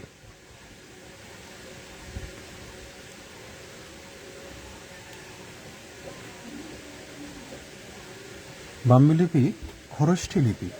ব্রাহ্মী লিপি যেটা, এটা কি? এটা হলো আমরা যেভাবে লিখতেছি, বাম দিক থেকে ডান দিকে, বাম থেকে ডানে, বাম থেকে ডান, এই বাম দিক থেকে ডান দিকে লেখা হয় ব্রাহ্মী লিপি, এবং যেটার মধ্যে কোনো যুক্ত বর্ণ ছিল না, যুক্ত বর্ণ ছিল না, তাই ব্রাহ্মী লিপি বাম থেকে ডানে। আর অন্যদিকে খরষ্ঠী লিপি কি? খরষ্ঠী লিপি হচ্ছে ডান থেকে বামে, ডান থেকে বাম দিকে, অর্থাৎ আরবি যেভাবে করে আমরা লিখি, আরবি যেভাবে করে আমরা লিখি, তাই না? আরবি যেভাবে করে আমরা লিখি, এভাবে করে ডান দিক থেকে বাম দিকে আসা হয়, এটা হচ্ছে খরষ্ঠী লিপি। তাহলে ভারতীয় লিপি দুইটা বিষয় ছিল, একটা হচ্ছে ব্রাহ্মী লিপি, একটা হচ্ছে খরষ্ঠী লিপি। এই ব্রাহ্মী লিপির আরো তিনটা রূপ পাওয়া যায়, ব্রাহ্মী লিপি আরো তিনটা ভাগে বিভক্ত বা তিনটা রূপ পাওয়া যায়, তিন ভাবে লেখা হয়। তো তার মধ্যে একটা হচ্ছে সারদা লিপি, সারদা লিপি, আশা করছি দেখা যাচ্ছে, সারদা লিপি। আরেকটা হচ্ছে নাগর লিপি, নাগর লিপি। আরেকটা হচ্ছে কুটিল লিপি, কুটিল লিপি।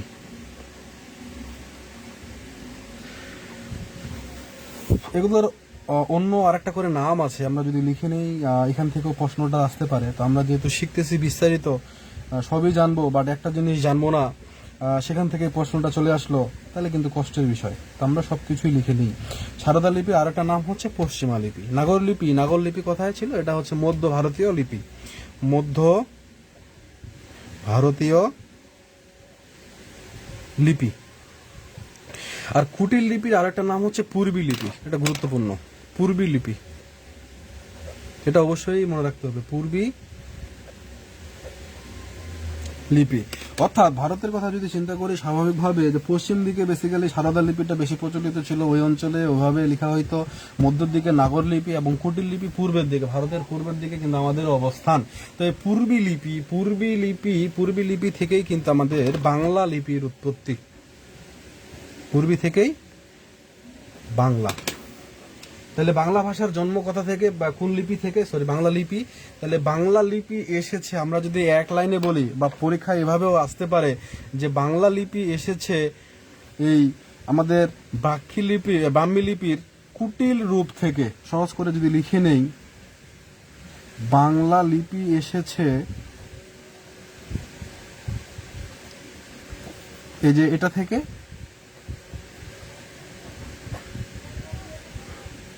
ব্রাহ্মী লিপির এই যে কুটিল রূপ থেকে, তাহলে এটা নিয়ে আর কোনো প্রশ্ন থাকার কথা না, রূপ থেকে। তাহলে আপনারা হয়তো বা মুখস্থ করতে পারেন এই লাইনটা, শুধু বইয়ে গাইড বই এভাবে দেওয়া থাকবে, গাইড বই এভাবে দেওয়া আছে, অনেক বই দেখলাম বাংলা লিপি এসেছে ব্রাহ্মী লিপির কুটিল রূপ থেকে। আরে ভাই কিভাবে আসলো, কই থেকে আসলো? প্রথমত হলো ভারতীয় লিপির দুইটা ভাগ আছে, একটা হলো ব্রাহ্মী লিপি, একটা হলো খরষ্টি লিপি। ব্রাহ্মী লিপিটা বাম থেকে ডানে লেখা হয়, আমরা যেভাবে লিখি। খরষ্টি লিপি ডান থেকে বামে লেখা হয়, আরবি ভাষা যেভাবে লেখা হয় সেভাবে। এরই মধ্যে ব্রাহ্মী লিপি যেটা, এটার আরো তিনটা ভাগ আছে, একটা হলো সারদা লিপি, একটা হলো নাগর লিপি, একটা হলো কুটিল লিপি।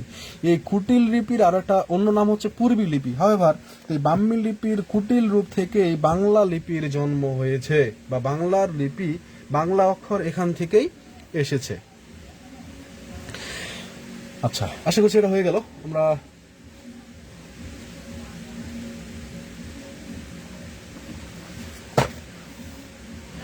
আচ্ছা, আশা করছি এটা হয়ে গেল কই থেকে আসলো। এখন এটা নিয়ে আরেকটু বিস্তারিত যদি আমরা বলি, যে আমাদের এই যে বাংলা লিপি, এই বাংলা লিপির গঠন কাজ, এখান থেকে পরীক্ষায় প্রশ্ন এসেছে অনেকবার।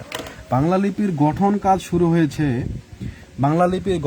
শুরু হয়েছিল সেন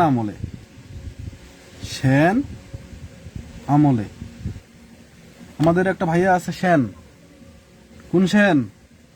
এই সেন বংশের পলা আছে আমাদের। তো বাংলা ভাষার গঠন শুরু হয়েছিল সেন আমলে। এর প্রসার ঘটে পাল আমলে, এবং বাংলা ভাষার স্থায়ী রূপ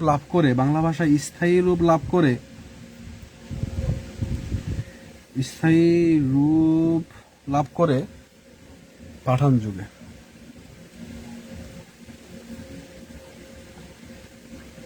ওকে, গুরুত্বপূর্ণ বিষয়, নোট করে নিতে হবে। তাহলে বাংলা ভাষার গঠন শুরু হয়েছে সেন আমলে, বাংলা ভাষার প্রসার ঘটছে কখন? পাল আমলে। বাংলা ভাষা স্থায়ী একটা রূপ লাভ করে ফেলেছে কখন থেকে? পাঠান যুগ থেকে। তখন এই যে বাংলা লিপি আমরা যদি বলি ক, বুঝেন, বাংলা লিপি আমাদের যে ক, এই ক কি আগে এরকম ছিল? ক কি এভাবে প্রকাশ করা হতো না, ক আগে ছিল এরকম। ধীরে ধীরে কটা একটু মডিফাই হতে থাকলো এরকম, তারপর দেখা গেছে ক হয়ে গেছে এরকম। আস্তে আস্তে আরো চেঞ্জ হয়েছে, চেঞ্জ হয়ে ক হয়ে গেছে এরকম, ঠিক আছে? আরো চেঞ্জ হয়ে কি হয়েছে? চেঞ্জ হয়ে ক হয়ে গেছে আমাদের এরকম। চেঞ্জ হতে হতে ফাইনালি ক হইছে আমাদের এরকম। তাহলে ক আগে এরকম ছিল না, ক আস্তে আস্তে এভাবে চেঞ্জ হয়েছে। তো বাংলা অক্ষরের এই যে বাংলা অক্ষরের প্রথম নকশা কে করেন? প্রশ্ন আসতে পারে। বাংলা অক্ষরের প্রথম নকশা করেন, এই লিখে নেন। শেষ আমাদের আলোচনা আজকের মতো শেষের দিকে, একদমই আর 5 মিনিট নিব। বাংলা অক্ষরের প্রথম নকশা করেন, লিখে দেই ডিটেলে। বাংলা অক্ষরের প্রথম নকশা করেন চার্লস উইলকিন্স।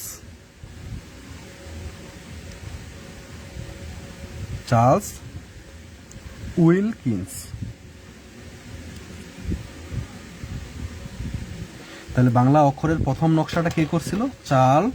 প্রথম নকশা মনে রাখবেন, হ্যাঁ, প্রথম নকশা করেছিলেন চার্লস উইলকিন্স। আর বাংলা ভাষার এই যে আধুনিক রূপ এখন আমরা যেভাবে করে বাংলা ভাষাকে পাচ্ছি, এই আধুনিক রূপ দেন পঞ্চানন কর্মকার। তাহলে বাংলা অক্ষরের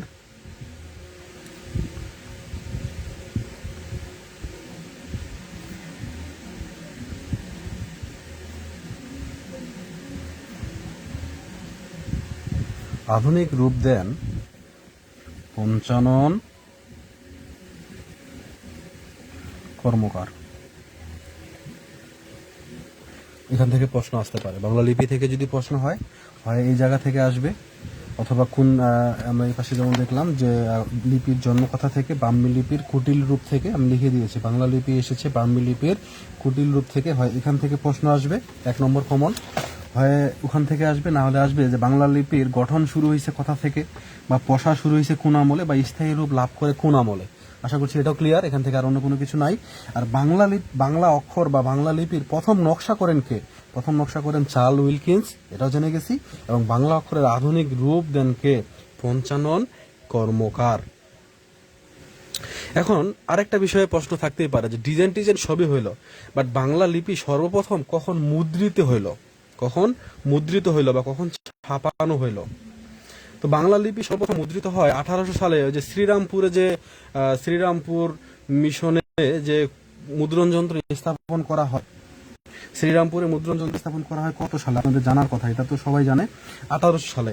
তো এই 1800 সালে এই এই ইয়া হওয়ার পরে বাংলা লিপি কিন্তু মুদ্রিত হয়। ঠিক আছে, শ্রীরামপুর মিশনে যে মুদ্রণ বা ছাপাখানার যে স্থাপন হয় সেখান থেকে। আর যেহেতু ছাপাখানার ব্যাপারে চলে আসলাম, বা হচ্ছে যে এই ছাপাখানা, তো এটা হইছে আমাদের শ্রীরামপুরে। বাট আমাদের উপমহাদেশের কথা যদি চিন্তা করি, ছাপাখানা জাস্ট এই টপিকে আসলো দেখে একটা বিষয় মাথায় আসলো, বলে ফেলি যে ছাপাখানা উপমহাদেশে কোথায় প্রথম স্থাপন করা হয়? ছাপাখানা উপমহাদেশে কখন? উপমহাদেশে এটা হলো 1498 সালে। 1498 সালে কোথায় স্থাপিত হয়? গোয়ায়। মনে রাখতে পারেন, আর একটা অতিরিক্ত তথ্য দিয়ে দিলাম। তো হাওয়েভার এ হচ্ছে আমাদের বাংলা ভাষা। বাংলা ভাষা কথা থেকে শুরু হইল, বাংলা ভাষাটা কি, বাংলা ভাষার রূপ, কোন ভাষা বংশ থেকে আসলো, কবে থেকে আসলো, কিভাবে আসলো, এবং বাংলা ভাষার যে লিপি, এই লিপি পর্যন্ত আজকে আমরা আলোচনা করলাম।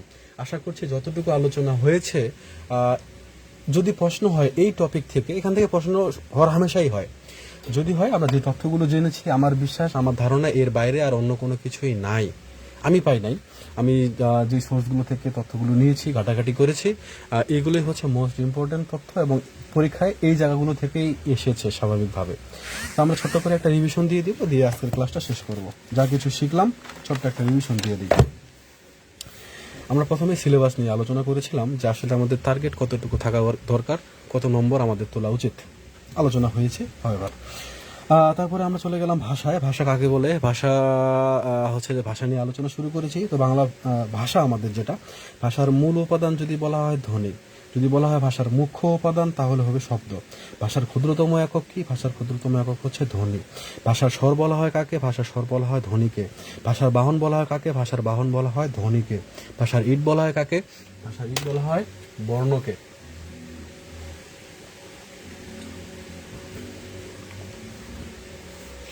ভাষার মূল উপকরণের কথা যখন বলা হবে তখন সেটা হবে বাক্য। বৃহত্তম একক হচ্ছে বাক্য। ভাষার ছাদ বলা হয় বাক্যকে, ভাষার প্রাণও বলা হয় বাক্যকে। ভাষার রূপ হলো 2টি, ভাষার মৌলিক উপাদান হলো 4টি। ওকে, দেন আমরা বললাম ভাষার বিভিন্ন রকম বৈশিষ্ট্য নিয়ে আলোচনা করেছি। তার মধ্যে একটা গুরুত্বপূর্ণ বৈশিষ্ট্য হচ্ছে ভাষার দেশ, কাল, পরিবেশ ভেদ পরিবর্তন হয়। ভাষা ব্যবহারের দিক থেকে পৃথিবীতে কততম, মাতৃভাষার দিক থেকে কোন ভাষাটা বেশি ব্যবহার করা হয়, কোন ভাষাটা কম ব্যবহার করা হয়, আমরা সেটা আলোচনা করেছি। তারপরে আমরা চলে গেলাম ভাষার ক্লাসিফিকেশনে। ভাষাকে 2টা বিষয়ের উপর ভাগ করা যায়, একটা হলো ভাষা হলো মৌখিক আর একটা হলো লৈখিক। মৌখিকটা নিয়ে আলোচনা করেছি, একটা হলো চলিত আর একটা হলো আঞ্চলিক। আঞ্চলিক ভাষা 13 থেকে 17 কিলোমিটার পর পর পরিবর্তন হয়। লৌকিক ভাষাকে আমরা 2 ভাগে ভাগ করতে পারি, একটা হলো চলিত আর একটা হলো সাধু। সাধু ভাষা আর চলিত ভাষা নিয়ে বিস্তারিত আলোচনা করেছি। সাধু ভাষা কে চালু করেছে, কে লেখা শুরু করেছে আলোচনা করেছি। চলিত ভাষার প্রবর্তক কে, সেটাও আমরা আলোচনা করে ফেলেছি। এবং কোনটার বৈশিষ্ট্য কি, কোনটা নাটকের জন্য উপযুক্ত, কোনটা উপযুক্ত না, ইত্যাদি বিষয়গুলো নিয়ে আমরা আলোচনা করেছি। ভাষার জন্ম হয়েছে কত সালে, এটা নিয়ে আমরা আলোচনা করেছি। শহীদুল্লাহ কি বলেছেন, সুনীতি কুমার কি বলেছেন, আমরা আলোচনা করেছি। আমরা আলোচনা করলাম ভাষার ম্যাপটা। বাংলা ভাষা কোন ভাষা বংশ থেকে এসেছে? বাংলা ভাষা এসেছে ইন্দো ইউরোপীয় ভাষা বংশ থেকে। এই ইন্দো ইউরোপীয় ভাষা বংশ কত খ্রিস্টপূর্বাব্দে এটা শুরু হয়? প্রায় খ্রিস্টপূর্ব 5000 খ্রিস্টপূর্ব আমরা এটা পাই, এটা শুরু। এটা দুইটা শাখা হয়, একটা হলো কেন্তুম, একটা হলো শতম। কেন্তুম থেকে আমাদের হয়েছে জার্মানিক, ইতালিক, গ্রিক, কেল্টিক, তুখারিক, হিত্তিক। অন্যদিকে শতমটা হইলো 3500 খ্রিস্টপূর্বাব্দে। এটা হচ্ছে যে আমাদের চারটা ক্লাসিফিকেশন পাই। একটা হচ্ছে আলবানিক, একটা হচ্ছে আর্মানিক, একটা হচ্ছে বাল্টোস্লাভিক, আর একটা হচ্ছে আর্য। আর্যটা হলো 2500 খ্রিস্টপূর্বাব্দে। এটা হলো 3 ভাগে বিভক্ত হয়, ইরানিক, দারদিক, ভারতিক। এটারও আবার ক্লাসিফিকেশন পাই, একটা হলো বৈদিক, একটা হলো প্রাচীন প্রাচ্য, ভারতীয় আর্য। প্রাচীন প্রাচ্য, ভারতীয় আর্য থেকে আমরা 5টা বিষয় পাই। একটা হলো প্রাচীন উদিচ্য, প্রাচীন শৈরসিনী, প্রাচীন প্রাচ্য, অশোক লিপির ভাষা, পালি ভাষা।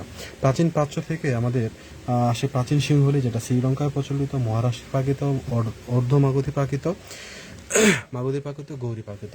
সুনীতি কুমার বলেছেন মাগধী প্রাকৃত, শহীদুল্লাহ বলেছেন গৌরী প্রাকৃত। গৌর প্রাকৃত থেকে আসে গৌর অপভ্রংশ। গৌর অপভ্রংশ থেকে 3টা বিষয় আসে, বিহারী, প্রাচীন উড়িয়া, বঙ্গকামরূপী। আর বঙ্গকামরূপী থেকে আসে আমাদের বাংলা ভাষা, আর হলো অসমিয়া ভাষা। বাংলা লিপি, বাংলা লিপি কথা থেকে আসলো? ভারতীয় লিপি থেকে। ভারতীয় লিপির 2টা ভাগ, একটা হলো ব্রাহ্মী লিপি, একটা হলো খরষ্টি লিপি। ব্রাহ্মী লিপি থেকে 3টা বিষয় এসেছে, একটা হলো সারদা লিপি, একটা হলো নাগর লিপি, আর একটা হলো কুটিল লিপি। কুটিল লিপি থেকে আমরা বাংলা লিপিটা পেয়েছি। বাংলা যে লিপি, বাংলা লিপির গঠন শুরু হয়েছে সেন আমলে, এটা প্রসার ঘটেছে পাল আমলে এবং স্থায়ী রূপ লাভ করেছে পাঠান যুগে। এই যে বাংলা লিপি, এর প্রথম নকশা করেছিলেন চার্লস উইলকিন্স এবং এটাকে আধুনিক রূপ দান করেছিলেন আমাদের পঞ্চানন কর্মকার। আর বাংলা যে লিপি, এই বাংলা লিপি সর্বপ্রথম মুদ্রিত হয় 1800 সালে শ্রীরামপুরে মিশনে মুদ্রণ যন্ত্র বা ছাপাখানা স্থাপনের পরেই বা ওই সময়েই। এই হলো আমাদের আজকের আলোচ্য বিষয়।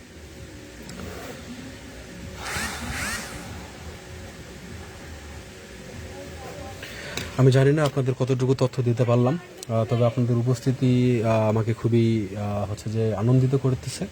আমি খুবই খুশি যে আপনারা এত ধৈর্য নিয়ে 2 ঘন্টা হয়ে গেল, কাটায় 2 ঘন্টা হয়ে গেল আপনারা এখনো যুক্ত আছেন ক্লাসে। দ্যাট মিনস বিষয়টা আসলেই খুবই ভালো, আমাকে খুবই ভালো লাগতেছে। তো আপনারা যদি এইভাবে করে রেগুলারিটি মেনটেন করেন, আপনারা যদি চান, তো আমি প্রত্যেক দিনই হাজির হব আলোচনা করতে। আর এভাবে করেই হয়তো বা বেশিরভাগ আলোচনা করা হবে। বোর্ডেও আলোচনা হবে না বলছি না, তবে আশা করছি যত তথ্য যেভাবে করে গুছাই দিচ্ছি, সাজাই দিচ্ছি, আপনাদের খুব একটা অসুবিধা হওয়ার কথা না। ঠিক আছে, শেখার মন মানসিকতা থাকলে যে কোনোভাবেই শেখা যায়। আমরা গল্প করতেছি, আড্ডা দিচ্ছি, মজায় শিখতেছি, তো এটা আমাদের ব্রেনে স্থায়ী হবে। এবং এভাবে যদি প্রতিদিনই শিখতে পারি, এতগুলো করে আলোচনা প্রত্যেক দিনই করতে পারি, তাহলে দেখা যাচ্ছে যে হয়তোবা খুব অল্প সময়ের মধ্যে আমাদের সিলেবাস আমরা একবার শেষ করে ফেলতে পারবো। তারপরে রিভিশন দেব, বিস্তারিত জানবো, অন্য বিষয় নিয়ে আলোচনা করব, নিবন্ধনের জন্য পড়াশোনা করব, আমরা বিষয় ভিত্তিক আলোচনা করব। দেখা গেছে প্রাইমারির জন্য আলোচনা করতেছি, বিসিএস এর জন্য, ব্যাংকের জন্য আলোচনা করা যেতে পারে। ধীরে ধীরে আগে আমরা শুরুটা করি, ভিত্তিটা ভালোভাবে করে নিই, তারপরে সামনের দিকে আগানো যাবে। তো ঠিক আছে, শেষ পর্যন্ত থাকার জন্য অনেক অনেক ধন্যবাদ আপনাদেরকে। সবাই নিয়মিত পড়াশোনা করেন। আর যে নোটটা আমরা করলাম, এই নোটটা এটা গ্রুপে পোস্ট করে দিবেন। কি করবেন আমি একটু ছোট করে বলে দিই, যে হচ্ছে ফ্রি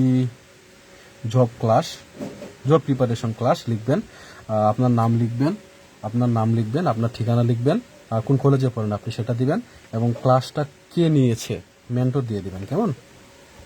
মেন্টর দিয়ে আমার এভাবে এই সাইনটা দিবেন, @ দিয়ে আমার নামটা লেখা শুরু করলেই আপনাকে সাজেস্ট করবে, সেটা সিলেক্ট করে দিবেন, তাহলে আমার কাছে নোটিফিকেশন আসবে। আমি দেখব যে আপনারা আসলে কয়েকজন নোট করেছেন, কয়েকজন করেন নাই, দেখা যাবে। এবং অন্যরা এটা দ্বারা অনুপ্রাণিত হতে পারে। যদি কেউ উপকৃত হয় তাহলে ভালো। আমি এই যে এতক্ষণ কথা বলতেছি, আপনারা উপকৃত হইলে আমার লাভ, এটাই লাভ যে আপনারা উপকৃত হইলেন। ঠিক আছে, আমি একটা সেবা করলাম। ঠিক একইভাবে আপনারা যদি অন্যকে জানান, কেউ যদি উপকৃত হয় তাহলে হইলো, এটাতে আপনার কোনো ক্ষতি কিন্তু নাই। আমি এটা করছি, আমার কিন্তু এটাতে কোনো ক্ষতি নেই। কেউ শিখলেই ভালো। আমি জ্ঞানটা হচ্ছে যে বিলিয়ে দেওয়ার চেষ্টা করছি। যতটুকু আমি শিখেছি, জেনেছি, জানতে পারতেছি, আমি চেষ্টা করতেছি। তো আপনারা করতে পারেন। তো এই মেন্টর দিয়ে এটা দিবেন, দিয়ে আপনি আপনার যে নোটটা এটা সুন্দর করে ছবি তুলে পোস্ট করে দিবেন। আশা করছি বোঝা যাচ্ছে। তাহলে কি করবেন, এইভাবে করে নাম টাম লিখে টিখে পোস্ট দিবেন, এবং আপনি কোন ব্যাচে আছেন, আপনি যদি আমাদের পেইড ব্যাচে থেকে থাকেন সেটা একটু মেনশন করে দিয়েন, যে third year premium batch, second year preparation batch, বা সেকেন্ড ইয়ার ফাউন্ডেশন কোর্স, বা ফার্স্ট ইয়ার পায়োনিয়ার ব্যাচ, বা ফার্স্ট ইয়ার ওয়ার্ম আপ কোর্সে আপনি আছেন, অথবা আপনি ফার্স্ট ইয়ার প্রিপারেশন ব্যাচে আছেন। যেই ব্যাচেই থাকেন না কেন আপনি সেটা মেনশন করে দিবেন। এভাবে করে আপনি হচ্ছে হোমওয়ার্কটা জমা দিয়ে দেন, মেন গ্রুপেই দেন, কোনো অসুবিধা নেই, মেন গ্রুপেই দিয়ে দেন। তো ঠিক আছে, শেষ করলাম। তো সবাইকে অসংখ্য ধন্যবাদ। সবাই ভালো থাকেন, সুস্থ থাকেন, সবাই সবার জন্য দোয়া করেন। আল্লাহ হাফেজ, আসসালামু আলাইকুম।